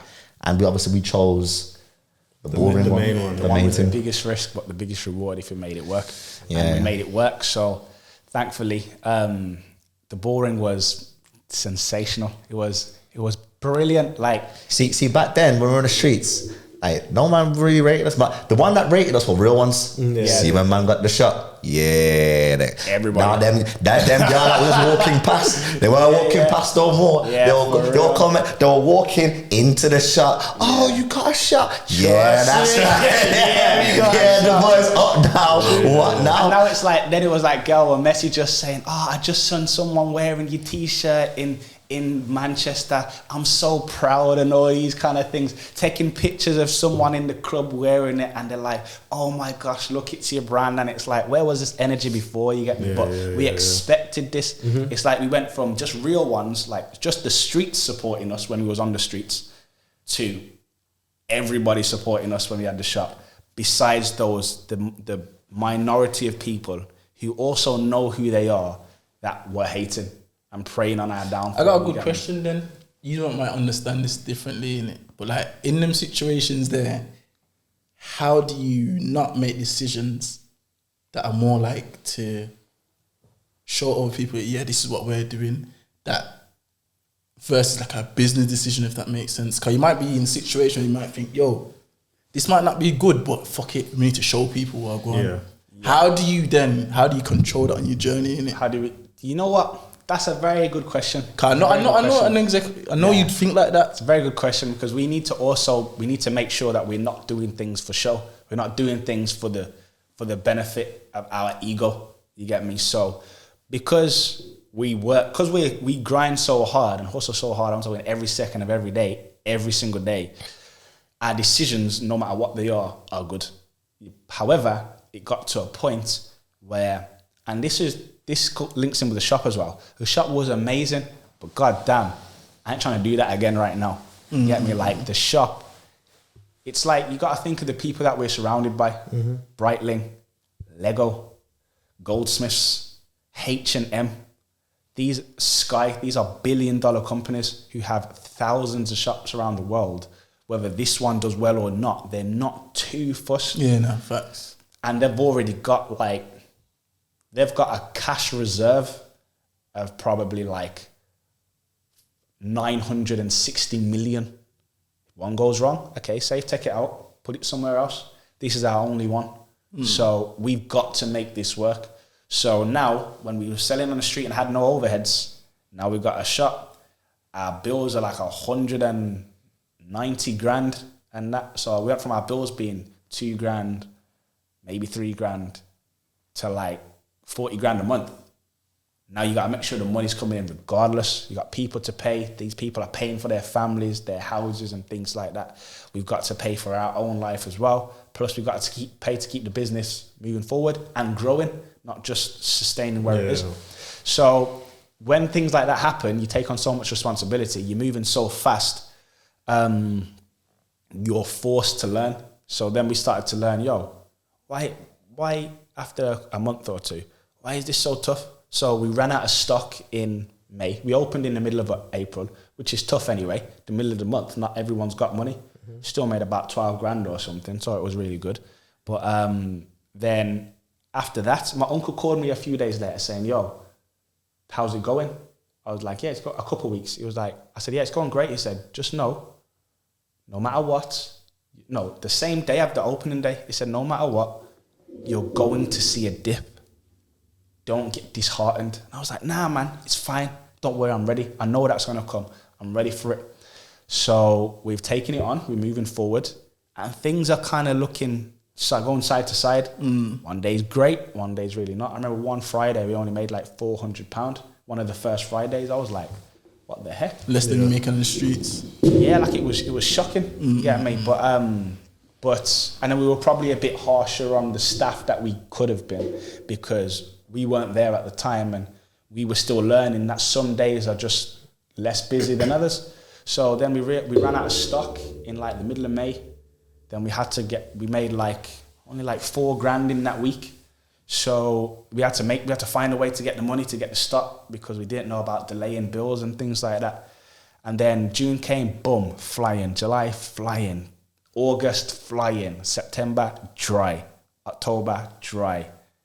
November, the first half dry. Second half, is this because it's entering like winter now? Yeah. Okay. So people going back to school and that. Second half of November, sensational. December, listen, December would change your whole life, fam. I'm telling you, December was crazy. So we've made more money that month than we've than we would have fathomed, than we could have fathomed. But what comes with that is now, because it's our business, we want to make sure that it succeeds. We don't trust people being there really now. So we feel like we've got to be there every day, because people were stealing from us in the shop. Yeah. Customers were stealing, staff was stealing. Swear down. Yeah, man, staff were making group chats, secret ones, and insulting us and cussing us. And well, hold on. Sorry obviously you probably don't want to touch on this too much, but weren't they like close friends and family? Man. Quote unquote. Yeah. So some of them it started off just being close people, and then we had to get rid of some people, we never actually fired anyone. Yeah. Everyone who left on their own accord, because they couldn't take the heat kind of thing. So and Eddie was kind of pretty much bad cop and I was good cop in this situation. But people were stealing from us, people making mistakes that we can't afford to make. People were mocking us and laughing at us. People were not turning up. So the store would be closed for like half a day, losing how much money when we still have to pay the rent. People are like, why are you getting so stressed? I'm like, this is our livelihoods that you guys are playing with. And sorry, is this happening because you are hiring the close friends and the family members or the... So some people that we gave opportunities to, I'm not going to regret that we gave the opportunities to them, but we definitely could have chose better people, because there's so many thousands of better people out there. But it's just the learning process, isn't it? So as we've gone on, we've just learned our relationships are starting to really crack with people that we're close to now, because people are like, everyone's testing us, and when you become successful in that, everyone wants a piece of the pie. So everyone's trying to convince you that they're good for you. Everyone's trying to convince you that they can help you in some way in return for clout and money. And they'll take that clout and money and leave you high and dry. You get me? So we learned that, and to be fair, because we've had a couple of months of going through this transitional period, we've been able to sort things out. So we're pretty much mending the relationships that got damaged in that time. But the shop was so strenuous. I'm so glad we don't have it no more. Yeah. And why don't you have it anymore? So we don't have it. The Bullring were asking us month after month to stay. However, we had a meeting with our board of directors, so the other shareholders, and they said, we told them the situation, and they said they kind of wanted us to get rid of the shop months ago, but we said, nah, we want to keep it. And when we decided to get rid of it, it's because we've got these other plans moving forward that are bigger than the shop, because the shop's preventing us from growing how much we want to grow. Yeah, we're selling thousands and that, but we can sell tens and 20s of thousands now. We've had the shop, have the reputation, have the brand credit, and now a lot of our sales are international online, pretty much most of them. So why limit ourselves to dealing with X amount of sales in store and X amount of sales online when we're struggling to just do one? There's only two of us, because it's only us working at the shop now, because we can't trust anybody else. And we're getting up at flipping 8 in the morning, still trying to go gym. Then we can't turn up to the shop late because we're just tired, can't get out of bed. Get to the shop from 10, open up, we're there till 8, we're not eating, we're not drinking. Customers are bringing us food constantly because they're saying, you look like you're about to pass out. Like, are you guys okay? You need to eat. Do you want me to watch the shop for you while you get something to eat? Customers are buying us flowers and giving us money and that just in support because they can see that we're dying. So that's real. I know this. I'm saying the 3LTRIO fan base is absolutely sensational. You get me? I'm telling you. But because our lives were like that, we couldn't see our family. Our bodies were breaking down. Our heads weren't in good places. Relationships just got really severely damaged. So we thought, for the sake of our health and 3LTRIO's growth, it's in our best interest to cut our losses with the shop, put it to the side. It was amazing, fantastic. But they said we can move back in whenever we want. So when the time's right, we'll move back in. So do you feel like at them times that it felt more like a job than a business? I definitely did. It felt like we were slaves. So I'm sure Eddie would tell you himself. Yeah, like the shop was tough, man. It was tough. It was more. It didn't even feel like a job. It didn't feel like a business either. It honestly felt like slavery. Damn. So in them times there, sorry to cut you, did you feel like you were still in that flow state? Nah. And it's not because we were making bad decisions. It was just like, you know when for example in a football match, the first 60 minutes you're in the zone, 80 minutes you're in the zone, it gets the extra time. Now you start thinking. Yeah, you know what I'm saying? Now you're panting and you're looking around. Yeah. You need to you need to get subbed off, but your manager's used up all the subs. And now you're just trying to stay in the game. Trying to hold on for dear life. Yeah. You're trying to hold on for penalties because you know what? At least penalties, you get to take a deep breath. You know what I'm saying? Get your thoughts together and then slowly take the penalty. And now you start second guessing things. Like one of the main things in the shop was, like I said about cash flow. It's so important because as you get more money, you have to learn what a cash flow is and how to handle it. Because the more you get, the harder it gets to handle a cash flow if you don't learn it. So we hadn't really learned it until we got in the shop and just ran out of money and had to acquire more money. So, So the thing is, there's times when you're making 50 grand in the shop, but your bills that month for some reason they're 65 grand that month, and you're like, how is this happening? Right, why the hell have we got a DJ? Let's try it without a DJ now. Does it work? Yes. Okay, safe. We're not paying for the DJ no more. Why have we got 2 members of staff in? Just because they convinced us that there should be 2 members of staff in, so 2 people can get paid? No, only one of you are going to be in now. Goodbye. You get me? Why are we having staff in all week when we can do it? We sell the best. All right, safe. Let's cut our staff bill in half. Get rid of one person a week. No, not have two, only have one person a day. And we'll come in, we'll do the mornings. You get me? So at least that person's not getting all of the money. They're getting half of what they would have got if we didn't work. We're not going to pay ourselves. We're doing it for the love. So yeah, as I said, when you're making an example 50 grand and you have to pay 60 grand that month somehow, you have to learn really quickly. But then it means that your decisions are being made based on your cash flow rather than what you want to do. So let's say you want to put a certain amount of money into marketing, or you have this opportunity. You can't do that opportunity because the funds aren't there to do that opportunity, because the shop is like squeezing every penny out of it. Even though you're making flipping tens of thousands all the time, it's somehow tens of thousands have to go. And only now we've figured out in this transition period, okay, we was paying too much on stock. We've pretty much cut our stock bill in half now. That was one of our main things. We was paying a lot on rents. Okay, we don't have to pay rent no more. So that's gone as well. So sometimes you need to take a step back, assess the whole thing, and like I said, get into that brain and start picking things out, put them into the machine and see what works. But at the time, the shop's 1,000 miles an hour and we couldn't do what we wanted to do in the shop. Yeah. It's sick now. Sorry. Oh, my bad. I feel like as well, like just to add a little bit extra to it as well, just because we weren't in the zone, it doesn't mean, because it's okay to struggle in business. It's okay to struggle. Like, it's okay to make bad. Don't think that, every decision has to be correct, because even when you're right, even when you're wrong, you're still right. You know what I'm saying? Like, every decision you make, it all depends on your mindset and how you take information. You know what I'm saying? Like, for example, the other day, my car broke down, and now, the old me would have been like, damn, flipping out, this always happens to me. It's a brand new car, it's a Range Rover. What the frick has happened to a Range Rover? You know what I'm saying? I do not pay this much to have this happening to me. But then that's the old me. I'm a new guy now. I just thought, you know what? Fair enough. I'm gonna solve this problem. And now I figured out new things about my car that will now help me in the future because I saw it in a different light. So it's like you've always got to be able to have some sort of flexible mindset and a mind frame. So never feel like just because something isn't going your way that it's the end of the world. Like, the most important thing in life, in business, in sport, and whatever that you do, like if you believe it's your purpose and if you believe it's what you want to accomplish in life, like, as long as you don't quit, you never lose.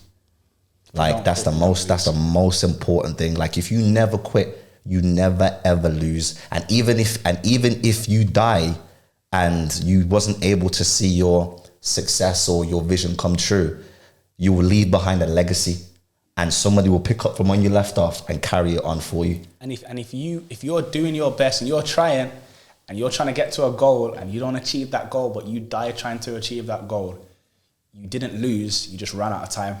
You get me? Nah, for real. You gotta. I got a question then. How? Because you said you got the shareholder guy in it who's already made it successful in business. How important do you feel like my man played when you're going through them difficult times? Because he's made it in it, so he's been through what you man have been through. So I'm guessing when you man are going to him and like, oh, this is happening, that's happening, he's probably thinking, the light work. Yeah, it's a weird one still, because like, we'll go to him, not always with problems, just always for like a little pep talk. But it's like, like we're dealing with like tens, hundreds of thousands of problems. He's dealing with multi-millions and billions of problems. So it's like he's looking at us and thinking, you know what, boys? No, keep going. You got this. This is what makes the Palm Angels, the Louis Vuittons. Like they haven't gotten where they got to by quitting. And then you're hearing that, and then you do your research in these companies, and you're thinking like, okay, hold on, these men have been going for like 20 years, 50, 60, 100, like in the 1800s. You know what I'm saying? And you got 3LTRIO that was in the street, like for real 2 years ago. Yeah. You know what I'm saying? Like, and it's sometimes like having somebody or a mentor or somebody that you can ask for help is a way to, kickstart your operation and go again, kind of thing. Sometimes you need to rewire your mind, or not even rewire. It's like you need to take your mind to the garage and give it a little service. You get me? Because sometimes you may have an oil leak in one part, which is preventing you from operating to your full capabilities. So you need to patch that up so you can think properly. The thing is, the good thing with this person is that he comes with a full infrastructure. So if we can't speak to him, we get to speak to someone else. If we can't speak to that person, we get to speak to someone else. And everybody is clued up. Everybody is flipping a genius in this aspect. So in every department of business, they are geniuses in. But one thing's great is that they know, respect, and trust us in where we're taking the business, and they actually give us they allow us to make whatever decision we want to make, but we respect their judgment enough and their opinions enough for us to take it into consideration. And as Eddie says, they tell us this is what make the Louis Vuitton and the Palm Angels. They went through struggle as well. And if you look at them, people go through a change of chairman, a change of CEO, run out of money, go bankrupt, rise again. All of these businesses have done it. So any struggle that we're going through, they look at it like, yo, it can be fixed. Just don't quit. You get me? And it's very important to, I don't mean to stress this enough, but it's very important to make sure that you have the specialized knowledge. You need to make sure that you are around people who can help fix your problems, not add to it. So for example, we have our own problems, but it's good to know that we have somebody who's so clued up in business, who in worst case scenario, I'm talking worst case scenario, like if our ideas don't work, his ideas don't work. All right, boys, here's 50K. Cash, you know what I'm saying? He'll rather just give us money. Here, fix the problem and see where you can take it from there. And that's because you're around with people that can fix problems instead of adding to it. So it's no good, for example, let's say you have a business that deals with, let's say, plumbing, but your dad's a gardener. You're not going to ask your dad who does gardening to help you with plumbing. You got to realize like who can actually add and help me move forward. You can't have too many people around you that would just sit there and talk to you about your problems. Yeah, you need problem yes, solvers. man, and all them type of people. Have people that challenge you. Be like, okay, so why are you making this decision? Why don't you do this? Why don't you do that? Because we were sitting down and we had all these like liabilities and all these bills, and we sat down with their financial advisor, not financial advisor, they're just finance guy, and he was like, I will never forget these two things that he said. I will never forget. He was like, no, three things. Sorry. He was like, so why don't you just cut the staff then? I was like, I looked at Ramon. I was like, and then after that, the other thing that he said was, what did he say? This is the most important thing. Never mind the second one. This is the most important thing. But why don't you just delay them? Just delay them. Just delay them. Just delay. Just delay. And in my head, I thought, what? Man didn't even know that was a possibility. You can delay in business. people. Yeah, so like in terms of like certain bills that we have, because the thing is we Like made credit and that, innit? Yeah, like we made flipping a ton of money in that 14 days when we first opened. But we had a ton of money to pay out, which was more than the ton that we made, because we had to get the stock, the decoration, the deposit, the rent again, you get me? Flipping the staff, everything. So we were like flipping, dying, stressing like, yo, oh my, what is going on? Like I said earlier, like we didn't know about things like delaying. So when he said, he was sitting there and he was like, just delay them. Like it was nothing. I've never seen that in my life. I think that's important. Like it's emotion in it. Once you're emotionally involved in something, you can't flip clear in it. Yeah, if you know how to, bro. You don't want to let people down and that as well. 100%. And it's like one of those things as well that he mentioned that we didn't know. Like you got to remember, like you don't need no education to start a business. And to be fair, the sooner you do it, the better.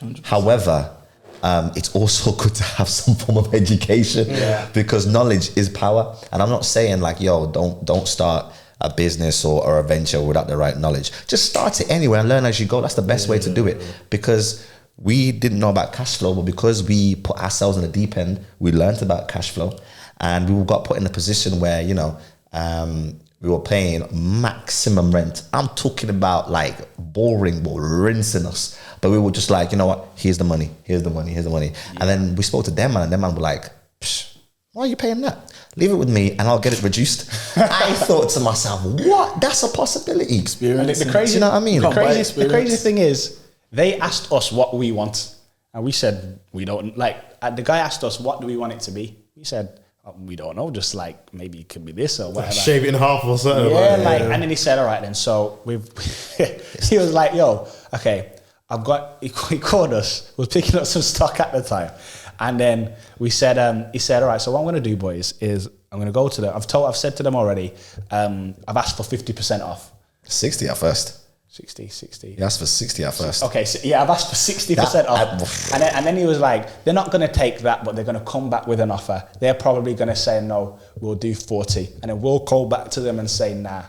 Now, hold on. So they said for 60% off, and then he said they're not going to take 60% off. They're going to come back to us and say that they'll do 20% off. We'll go back to them, and then we'll say, no, we'll do 30. And then they'll agree on that, and then we'll have 30% off. Is that okay with you, boys? Did the maths. We said, yeah. He went away. In like an hour, he came back and said, yeah, you've got 30% off now. He said, they said no, they agreed on what we said. So these guys know what they're doing. Like, they're so intelligent with the things that they're specialized in. And like you said, you need people around. You need people like that in your army. You can't keep just having people around you just because you know them. You need people who are going to benefit you. And we're just really grateful to have done well enough to have people like that around us. How did you meet your initial the shareholder guy? How did you meet him? Okay. So, how was man gonna tell this story? I feel like it's raw God. I'm just gonna say it was God. Be honest, bro. Like, this is what people want to hear. Like the truth. I'm gonna tell the truth. It was because it has to be God, because the way this unfolded, you would never mother flipping know. Because like, imagine, here I am still trying to get over my ex. Now I'm saying in this and trying to get over my ex, and this is way back before the streets and that. Just freshly, like, finished with her, and I'm on Tinder now, and I matched with this girl. And I'm speaking to her for a little bit. I'm confident now. Ramar's put me under his wing. I've graduated of the University of like Riz. I got it now. You get me? I look at a girl and she just wants man now. You get me? So I'm different now. I'm built different. You know what I mean? So if like Ramar was Iron Man, I'd be Captain America. So my man leveled up differently. So now I'm speaking to her now, and I realized that we needed some models. We were going to do a photo shoot. Me and Ramar were talking, we need some models. So Ramar contacted a few girls he knew. I contacted a few girls that I knew, and she was one of them. And so I contacted her and I was like, yo, listen, would it be okay if you come to a photo shoot? She was like, yeah, sure. When, where, gave her the details, On the day she cancelled. So on the day she cancelled, I'm like, you know what? It's fine. You understand? Like, it happens to us all the time. Yeah, it happens to us all the time. Like, I understand you're a busy person. She was like, oh my days, no, I feel so bad. Wait, let me try and make it up to you. I was like, okay, what do you have in mind? So I'm thinking, what's she gonna say? And then she came back saying, why don't you do a photo shoot at my house? I was like, listen, I don't mean to be rude, but it's okay, don't worry. Like, I don't want to stress you out anymore. Like, Are you thinking this house is some like? Yeah, I'm just thinking a house. You know what I'm saying? I'm just thinking it's a normal house. Yeah, little bando. Just a normal house. 2-2s now. She sends me a video of the house. I saw the house. Call Ramar. Messaged her. We'll be there tomorrow. You know what I'm saying? You know what I'm saying? Like, this girl is showing me a mansion, bro. I'm telling you, it looks like the Fresh Prince of Bel-Air's mansion. Like Uncle Phil's and that. With the cars, like, you know what I'm saying? You know what she said to me? Like, I'll tell the people to bring out the Ferraris and the Porsches and stuff so you can. I'm thinking, damn, shawty. Huh? You met her on Tinder? Off Tinder, my bro. What was your location? Nice. What do you like to know? I can't actually remember. I just know that, Sorry, I'm distracted. Sorry. She was moving. When she said, she said, I'll bring out the Porsches and the Lamborghinis and the Rolls Royces and that, so you can actually take a picture outside with the fountain. I was like, damn, shawty, say no more. So we pulled up, and we made a really good impression. The family was there. By the way, when it's talking about cars, I'm talking about there's like 14 cars. None of these are like A classes. No. These are limited edition, like, and she's patented all of this. 70s yeah, Ferraris. bro. Her dad owns 25 Ferraris, and it's just because he likes Ferraris. Are you sure this was Tinder? They've got, huh? This was in there. My bro, listen, I know was that. God, bro. You know what I'm saying? I'm telling you, this is why I started saying it's God.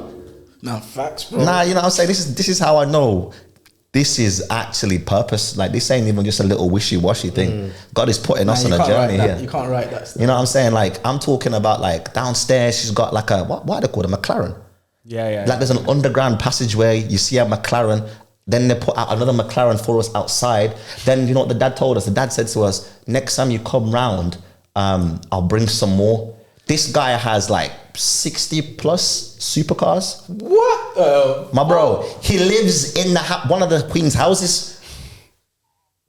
Crazy. That is crazy, blood. My bro, it's actually different, fam. It's right mad. It's right mad. So yeah, so obviously we made a really good first impression. And then he asked us, oh, so what is this then? And rmar told him the story, the background. And one thing about business as well that I've learned is like, never downplay what you do. You're not gonna get anything from, because you never know who you're talking to. Because imagine if we went to him and we said, yeah, we're just a little brand. We don't really take it serious. We just do it on the weekends. You know what I'm saying? And Matt, we were talking to a shark, like Dragon's Den type of, bro, my man is bigger than all the Dragon's Den people. No gas. You'd see this guy walking in town and you wouldn't know that, like, This is how he's living. Yeah, all his cards are black. All platinum. This guy fully could be Batman. No, he could be Batman or Iron Man if he chose. Like, for real, like, it's mad. And it's like, if we approach that situation with, we just do this and on the side and we wouldn't have the opportunity. But what we did is, because we were in that zone and every person we spoke as if it was like our last speech about our brand. He was like, wow, this sounds so interesting. Maybe this is something my son can get involved in. Yeah, I just told him with so much passion. I just told him with as much passion as I could. Because obviously I want to be respectful to him as well and the family. We're grateful to be where we are, and you've given us this already. We're already grateful for what it is. Now we want to tell you, we want to respect you enough by telling you why we're here with as much passion as we can, so you know that we're being serious and we're so grateful. And luckily, or thankfully enough, he turned around and he said, yeah, this looks like something that we could invest in.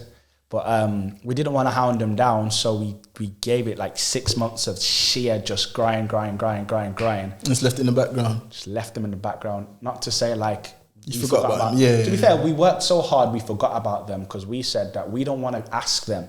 We want to make so much noise that they pay attention to us. So, and I'd like to believe that we did. And then when we proposed the idea to them, they were very receptive. And thankfully, it's been working out since. Yeah, 100%. That's a mad story, No, 100%, because that's a mad story. It's mad, bro. Because like that's a mad story. Like now it's like, we have that connection with them, and it's gonna be a connection for life. Like he has shares and entity of 3LTRIO. You know what I'm saying? So it's like, now we're in this mission together. And people like that, it's like, whatever you do, they're going to put money behind you. You could stop this tomorrow. Yeah. If you come to a new business, like, you're here. You know what? It's not like that, You don't think it's like that? Nah, this is why, this is the thing, like, you learn so much being inside the fire pit. Because on the outside of the fire pit, you just see a fire. Inside, you can probably see the chemicals that are burning, you get me? So when someone like that, it's not all about money. When we had the meeting, they didn't say anything about money. Like, I'm saying that in the sense of he believes in you guys, innit? Like, whatever you come to him with, he trusts you guys that, you guys are going to make something of yourself, innit? So he's always going to support you there. Of that, We have to, it's like always being on trial though, you get me? You have to keep on proving that you're those guys, because people, a lot of the time, they don't invest in the product, they invest in the people that are running the product. So they're investing in us, not the business, even though the business looks great to them, but they believe our passion and belief. So, but people like having shareholders is great as long as you choose the right ones, and it's actually not about the money. What we're more grateful for, disregarding the money, is the knowledge we get from them and the infrastructure they come with. We wouldn't have known about cash flow. We wouldn't have. I mean, I tried it with my book in the streets, you get me, but I wasn't really that sick at it. It was long. But we wouldn't have known about cash flow, wouldn't know about delaying, wouldn't have known to cut losses and things like that. We probably would have learnt them, but maybe we would have learnt it too late. Yeah. Maybe we would have just crumbled and would have had to start again with a new business with the knowledge. But thankfully, they helped us. So when we got to that point, we rose again, because we've run out of money a bunch of times. It just happens. It happens with every business. And they say, like, yo, happens to everyone. You run out of money, you just figure out a way and find a way to go again. So we've run out of money in our peak when we were making flipping crazy money. Just found a way to rejuvenate and go again. So you just can't quit when things get tough, innit? So, like, he's getting a job when you run out of money and all these things. He's getting a job in your mind. No way, fam. No the boats have been way. burnt, fam. The Fam, ships have been burnt, bro. The boats have been, but there is no going back. My mom, like, because obviously we've been in this for this transition. We've left the shop now, and we kind of like locked the website because we're trying to, we're negotiating, we're planning, we're making sure that everything's perfect, because we've got certain targets to achieve within the next 12 months, and that takes a lot of planning and a lot of preparation. And I understand that, people want to get onto the website, they want to buy things, but we're just trying to delay and make sure that, just be patient with us a little bit. But it's like, cut this part. What was I talking about again? What was the question? Like getting a job. Oh yeah. The boats have been so bad. Like, we've been in this 3 months thing, and my mom's asked, like, why don't you just get a job while you're waiting? Like, because it's tough right now. Like, we don't pay ourselves. We get paid in dividends. So if we're not making money, we can't take money. It doesn't work like that kind of thing. So it's like, we've gone 3 months without getting paid, without, getting any money from the business, without the business really making any money. And it's like, there's just nothing behind us. We can only go forward. We're good. If needs be, we'll go another 8 months. We'll go another 12 months like this if we have to, but we are not going back. There is no point of return. It's like, why ghost? If you're willing to quit, don't get started. You get me? There's no point in saying, I had this and I did this, it was great. There's no point in me telling my grandson, I had this and I did this, it was great. Where is it? Oh, I packed it in.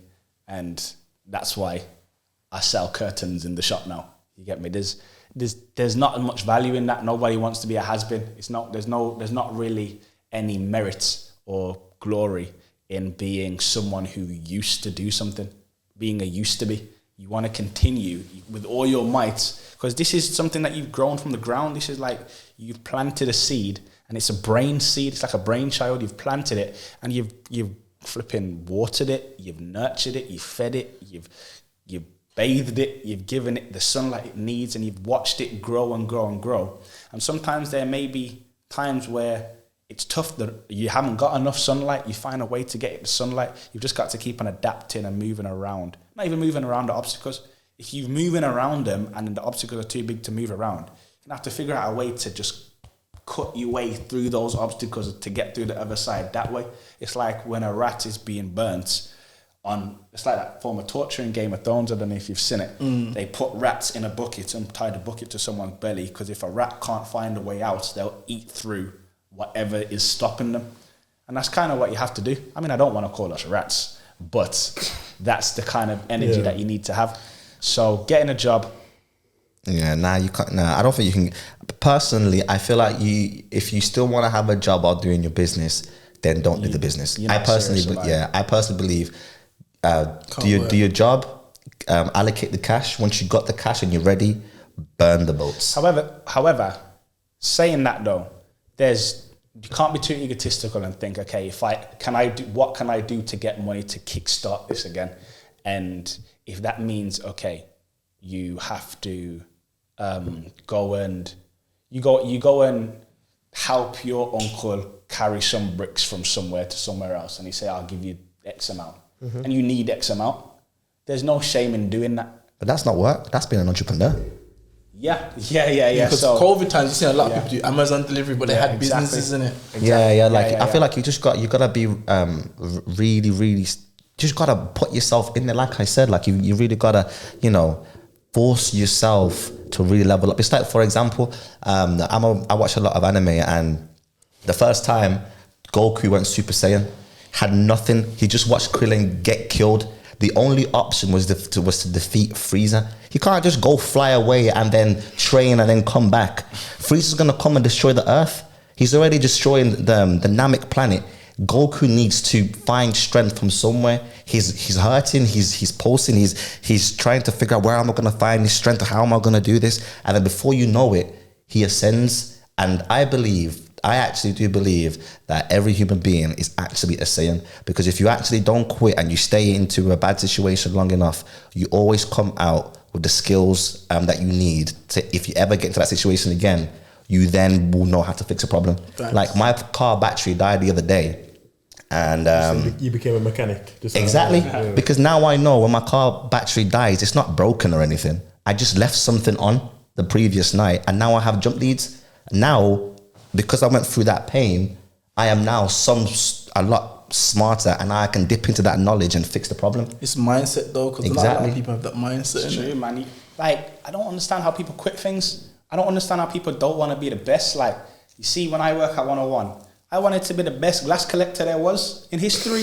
When I go to work at a bar, I was like, I wanted to be the best. I was like telling the managers, and I was like, put me anywhere. I would be a star tender and do it better than these girls. You get me? Like, I would be the best in whatever you put me. You man are lucky to have me. You're like, this is like having Michael Jackson in every area of work. You get me? So I just want to be the best. I don't understand how people don't want to be the best and don't want to quit. I can't be around people like that. You get me? That's why I used to get frustrated a lot at the nightclub, because I'm like, I just feel like, why are people here? Why doesn't no one think beyond this? You get me? It feels like people are very limited, and I don't understand, and that's why I may come across as controversial to people there, because I'm thinking, do you not see all that I'm seeing? Like, life is like, it's like you're a computer. Life, everything in life is like data, and where you end up in life is how you interpret that data and take it in, because you remold it in your head and see a different picture to someone else. You need to be able to see a picture that gives you a better life. And in the lockdown, this is what I'm saying, I'm not saying everything happens for a reason, but you need to assign reason to everything that happens. Because in the lockdown, remember, man was so broke, yeah. We couldn't afford to eat. We don't live together, but we couldn't afford to eat. I ain't even paying rent at my granddad's house, and I still couldn't afford to eat, you get me? So my uncle would be like, yo, he bought a house, can you paint my house? Can you help move the bricks to somewhere or wherever? And I'd say, yo, Eddie, come, can you do this? And we'd be painting all day. And my uncle wouldn't even pay us with money. He'd pay us with food, you get me? He'd get us like a £3.50 Chinese or something. After we finished, we'd just eat it and then go to bed and do it again whenever he needed us to do it. But while we're doing it, we're there for like 4 or 5 hours painting, like, yo, we're just talking, we're brainstorming in silence. You get me? And funnily enough, my uncle was like, yo, you guys should have a podcast. People would pay to listen to the stuff that you guys talk about. And we even did a podcast. Oh, yeah. I did a podcast. We had like, was flipping, what's it called? Interviewing celebrities. We were doing what you were doing during the lockdown. You get me? For promotion. Better know that we wore 3LTRIO in every one. Better know that we made sure that we spoke about it in every one. In the promotional picture for each interview and that. Try and know we wore it in every single one. Posted it up for our personal brand, so people are thinking, no, if their personal brand is this and they own this business, then their business must be this too. It's all just a constant flow of ideas, isn't it? That's sick, dude. So yeah. Now it's sick to know human stories though, because like you're saying, you don't know what people go through. You just look at them in it and you just think, oh yeah, you man doing your thing. You don't know. Yeah. You just see a story behind it, innit? I know this will hurt. No, I know this will make a lot of people so happy. So happy to hear. But yo, there has been so many times when we have messed up. And what will make them happier for me to say is there's been so many times when we have failed. You get me? So many times. I don't see it as failure because, yo, we're still alive, so we clearly learned and kicked on, you get me? 100. So it was all part of the journey. Like Hatch, my God. Hatch, there's times when we were sleeping in our cars, bro. You get me? In the middle of a next city. There's times when we're sleeping in crack dens with people who are getting flipping stabbed and that. Sleeping in the house with people getting stabbed. Jesus Christ. And we have to sleep like next to each other. But because like I brought us there, I have to sleep by the door, so I'd get stabbed first. You get me? But yeah, fam, that's a rubbish though. This is what I'm saying. So there's times when like we have really fallen on our faces and we have we're like, yo, well, my uncle taught us something amazing one time. And he said, yo, he asked us how it's going. And he's a very smart, intelligent person as well. And he's had businesses himself. And he still does. We was in the jacuzzi one time and he said, we told him, and he could kind of see through certain things we were saying. And he said, boys, don't be afraid to cut your losses with some things. And it was some of the realest stuff we've ever heard, you get me? And then we know now, don't hold on to something that's too toxic. Like the shop got toxic, had to let it go. You get me? But having the shop, this is what I was going to say before, like when you were saying like it's good to take a step back. Yeah. Because you took that step forward and it might have not have worked out the way you probably wanted it to. Yeah. It allowed you to do the step back. Yeah. And to then take 10 steps forward. 10 steps forward. It's true, because you're not taking a step back. Well, if you ain't got nothing there, what are you taking a step back from, you get me? Basically. The shop literally propelled us into the mainstream. We had a point before the shop and during those events at 101 and that, you see, in between that time, we were on a whole different level from the streets. Like, we were making street sales online for the first time, because now we went from the streets to online. So, and we were flipping the talk of all the towns. Then, and we knew we was opening the shop. Nobody knew. I remember I was saying, yo, Eddie, let's just not post it now. Let's just not say it to anyone now. Let's hold on to this information, and that when we drop it, it's going to be a killer. They ain't even ready for it. Boom, we landed back from Jamaica, took a picture outside the Bull in the Bullring, you get me? Next to the Bull in the Bullring. Boom. Also, I had like a picture of the Bullring had sent me like a letter as well, saying welcome to the Bullring and all that kind of stuff. Posted it, dropped it on him. The haters must have been like, oh my God, are you taking the piss? Bro, must have called up a next hater and said, yo, bro, I don't even know how to tell you this, you get me? But there's so many people supporting us, and like, it's hard to see the haters when so many people are supporting us, but because we're so passionate about it, when people do disregard us and disrespect us and hate on us, it does hurt, because we're doing this out of love and sheer passion, just wanting to make something of ourselves. We want to change the world, the universe. So this is for everyone's benefit, and not just with 3LTRIO and fashion. In general, you get me? So why not like something that we're trying to do for you? But swings and roundabouts, these things happen, you get me? You've got to take the sense from the nonsense and move forward. A lot of times people don't know your story, innit? That's what I'm saying, Pete. That's why part of the reason we came today, this is what I'm saying, bro. You guys need to know, branding. We've came here to tell the story so that you get the content, we get the content, we get the word out. People hopefully understand our situation a little bit more. Some of the pressure gets taken off of us, and some of the support maybe increases. If it doesn't work, it's okay. We took a step and we learned from it regardless. If it doesn't work, we know, okay, that doesn't work. If we do it again, do you do it another way? Or maybe don't do it again. So everything you do has got to be revolved around progression. Because literally, when we first started the podcast, you guys were like one of the first names to come up. Obviously, this is the second season we're doing it, but it's just because the first season aligned with the first set of guests we did on it. Like, they were probably just easier to get hold of, or they were more accessible or whatnot. But we knew from the jump that you guys were going to be on here, at some point. Yeah, of course, man. We really appreciate that. We will always support you guys, and it like, yo, people have come into the shop and asked us how to do this. They want this. I'm talking to us like we're their inspiration, saying, yo, I look up to you so much. Grown men, grown women are telling us this. And like dads and that, and I'm saying, yo, I'm abandoning a customer to speak to this person because I'm like, bro, I can tell when someone's real about what they're trying to do. I can look in his eyes, and I've seen in his eyes that he's always been real. He can do the same with me.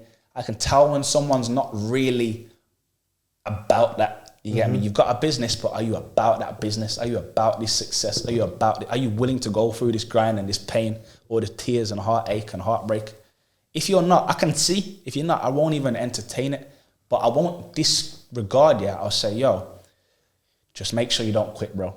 That's all I'm asking you, get me? Just please don't quit. If you're really about it, don't quit. People come to us and ask us for shortcuts. How do you do this? How do you do that? I'm saying, bro, you're not even ready for that. I can see in your eyes you ain't ready for this. You'll have this information. You have all the tools. I can give you everything. You'll still fail. You need to go through things to know how to handle things, to earn things, to be appreciative of these things you've got. So So yeah, I'm really glad to hear that we was one of the first names. We've actually been asked to do podcasts a lot, and I think this is our first podcast because I always said to Eddie was really eager to do them, and I'm kind of in charge of the branding and the marketing. So Eddie was really eager to do them, and I said, nah, not yet. You get me? Let's just keep on going first, because we want to be able to be somewhere where we're more content with and more proud of and things like that before we do it. So this is actually the first one that we're doing. So thank you very much for having us on here as well. You get me? We really appreciate it. Man. It's history for all of us. It makes a lot of sense, especially with obviously what you said is happening now, the little break that you're going through. Yeah. Or because it's like, this is all documented now, and then let's say a year or two from now we go again, we bring you back on, you can say how much you've propelled, what you've been doing in between that time, what you've done, what you're planning to do. So it's a beautiful thing, really. It's just like documented history. It's true, man. I thought it all out. You get me? I thought in a split second, I'm like, yo, I can come in here, because this is like a therapy session for us, because you can imagine everyone thinks that we're doing so well all the time, and we are doing very well. It's very successful. However, you come to times when you're like struggling, and this is, we've had times in the past where we are like, oh my God, what are we going to do? I remember we had the event in Cardiff, 101 Cardiff. We had this big event. Everyone's gassed off us. It's a sellout event. We couldn't even afford to get there. You get me? We couldn't afford to get there, let alone stay there. Boom, sorted out a deal, got a little investment, you get me? Got the flipping, the hotel, flipping. I drove up there with Eddie and Dan. The drinks, we got like some drinks for people, because when we go to clubs, we buy drinks for other people, so like the crowd, so they know, yo, you mess with L3LTRIO, with us for life, you get me? But we couldn't afford to get to our own events, and it was a sold out event, you get me? So that's the kind of struggles you come up with that nobody knows and understands. So sorry, you're saying this. Remember when I was working at Game, and you like came in kind of just like proper like this? I was like, what's wrong with you, man? You was like, oh, we got an event, but we're trying to decide what to do with these things. Oh, okay, yeah. And he was just like, and I was like, what you talk about? Like, let me know, I can help you out. And he was like, I don't know whether to sell the clothes there or not to. I was like, if you're having an event, bro, sell your own clothes at the event. Yeah. And you were like, oh, yeah. And I was thinking, was this the 101 one? Yeah.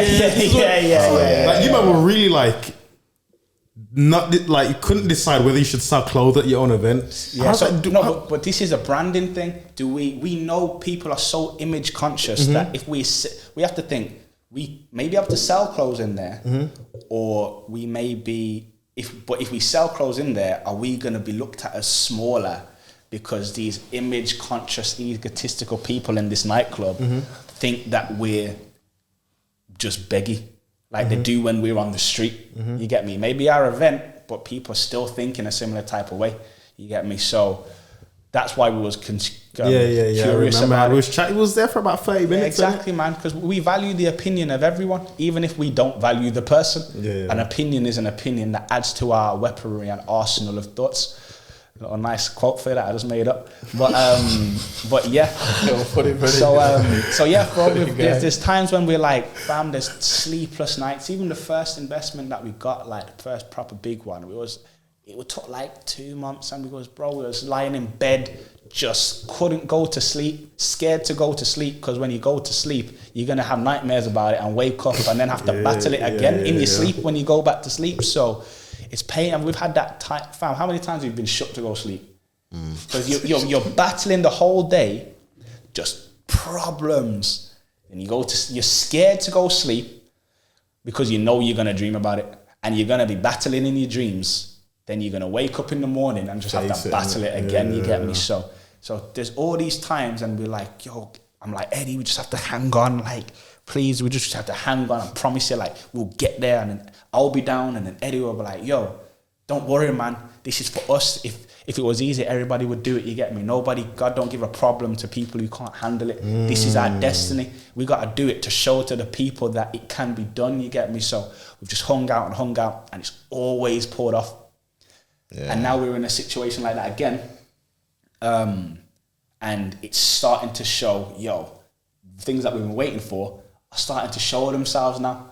So we'd like to believe that things are coming together again, and this next step is likely to be the step that just propels bigger than the shot, 5 times the shot. You get me?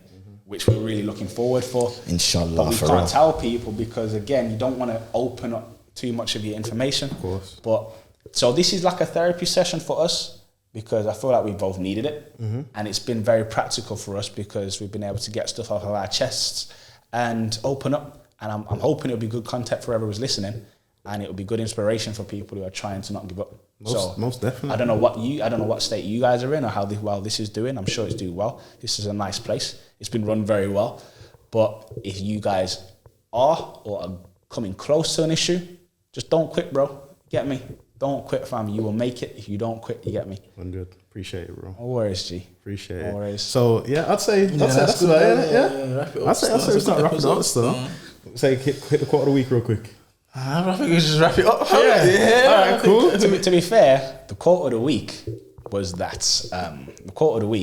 that opinions are just more weaponry and arsenal for your thoughts.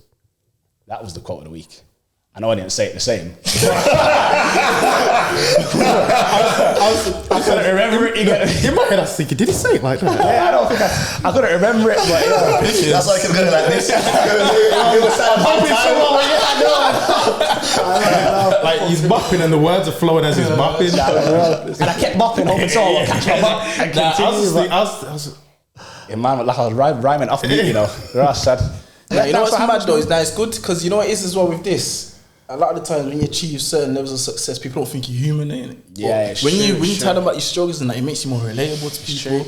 It's true, man. As weird as it sounds, that people relate with struggle. Like, Yeah, that's the main thing, man. Like we want you, us on the street. It looks like a struggle, so people gravitate towards it because they emote with the struggle.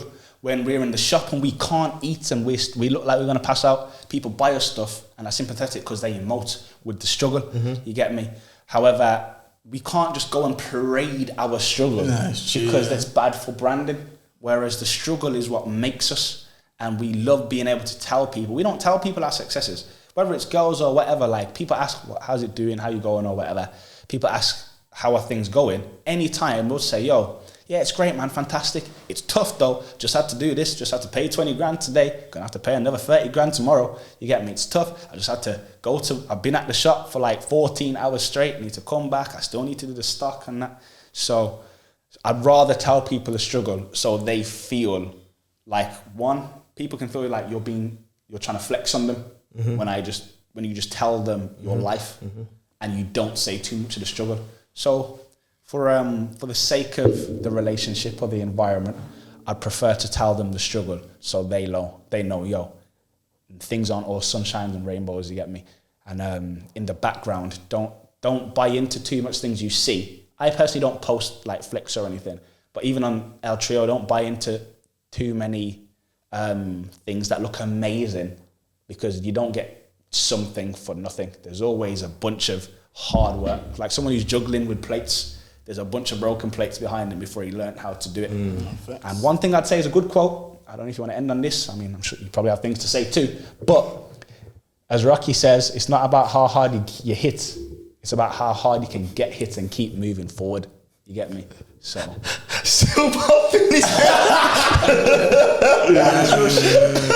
That's real shit. Oh, for real, man, for real. Man, you got anything else to say before we finish? I feel like life's a constant battle, man. Just gotta keep going, man. You know what I'm saying? None of the greats out there achieved what they achieved with quitting. I believe that there was this one quote. I saw this video, and it was what it is. There's these two kings, and they're about to have a battle. And this one king's coming in, and he's like, "Oh, well, I'm gonna take over your land." And the other king's like, "No, I don't want to do that." The other king's like, "All right, let's settle it with a battle. I'll bring my best fighter. You bring your best fighter." And they'll do it off.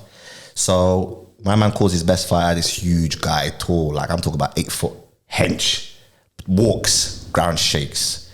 And then all of a sudden, the other guy calls his guy, and it's Hercules. And then this little kid says, "Yo, Hercules, bro, I don't think you want this heat, you know." He doesn't say it like this. So this is my version, by the way. Yeah, but yeah, the little kid's like, "Yo, Hercules, I don't think you want this heat." And then he was like, that's why nobody will ever remember your name. Sometimes in life, don't matter how big the problems are, face up and get it done. Get the job finished, man. That's all it is. That's some real shit still. That's some real shit. Damn, that was ice cold, fam. You brought a tear to my eye. That's some real shit still. That's why no one remember your name. That's some real shit. Facts, bro. Yeah, Gotta man. get that legacy, man. You can't just be here just to be here. Everybody has a purpose. Everybody, you know, you're here to inspire the people that come after you. So you can't just be here, just, you know, doing nonsense, not being somebody that your kids can look up to. It's disrespectful to live a life when as you like to say, it's like a 1 in a 18 trillion chance of you being born, and you're living your life without even trying to achieve your maximum potential. You get me? It's disrespectful to the sperm cells who didn't make it, who tried but got bust real, out bro. in an ejaculation. You get me?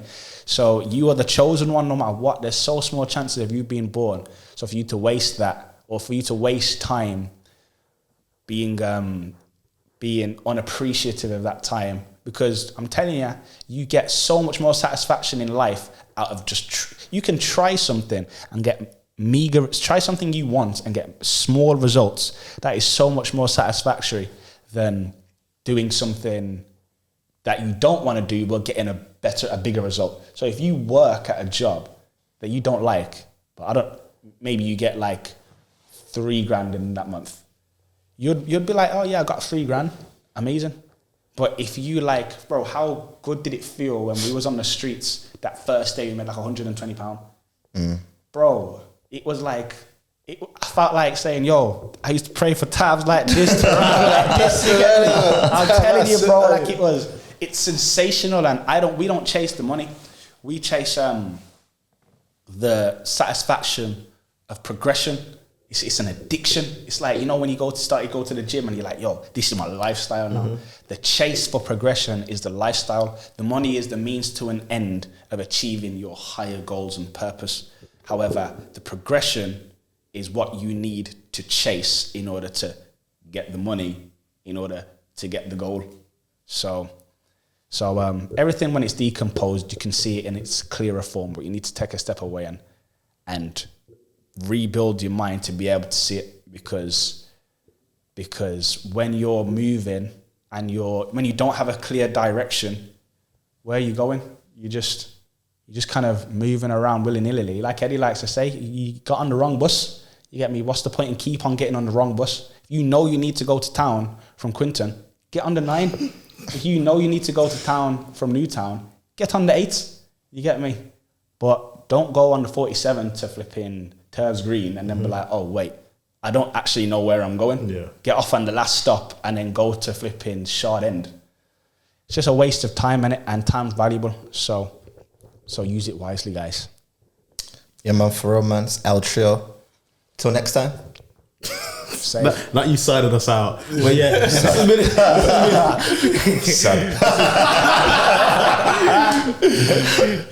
appreciate you though. This has been episode 25 of the Last Place podcast. Appreciate you guys for coming through one more time. No worries, my bro. Man, appreciate that for having us, man. Thank you very Anytime, much. guys. I think this is very insightful. I think we've learned a lot about you guys. The people are going to learn a lot about you. You see how well it does receptively, because I know you said obviously you haven't done any podcasts or anything like this, so hopefully you doing this now, you might be like, I really like doing it, so any of the ones that you said you would do, you'll probably do now. And like I said, appreciate you for making this your first podcast as well. So No worries. thanks, lads. So but yeah, episode 25 of the Last Place podcast. Good episode, lads. We're out. Yes, sir.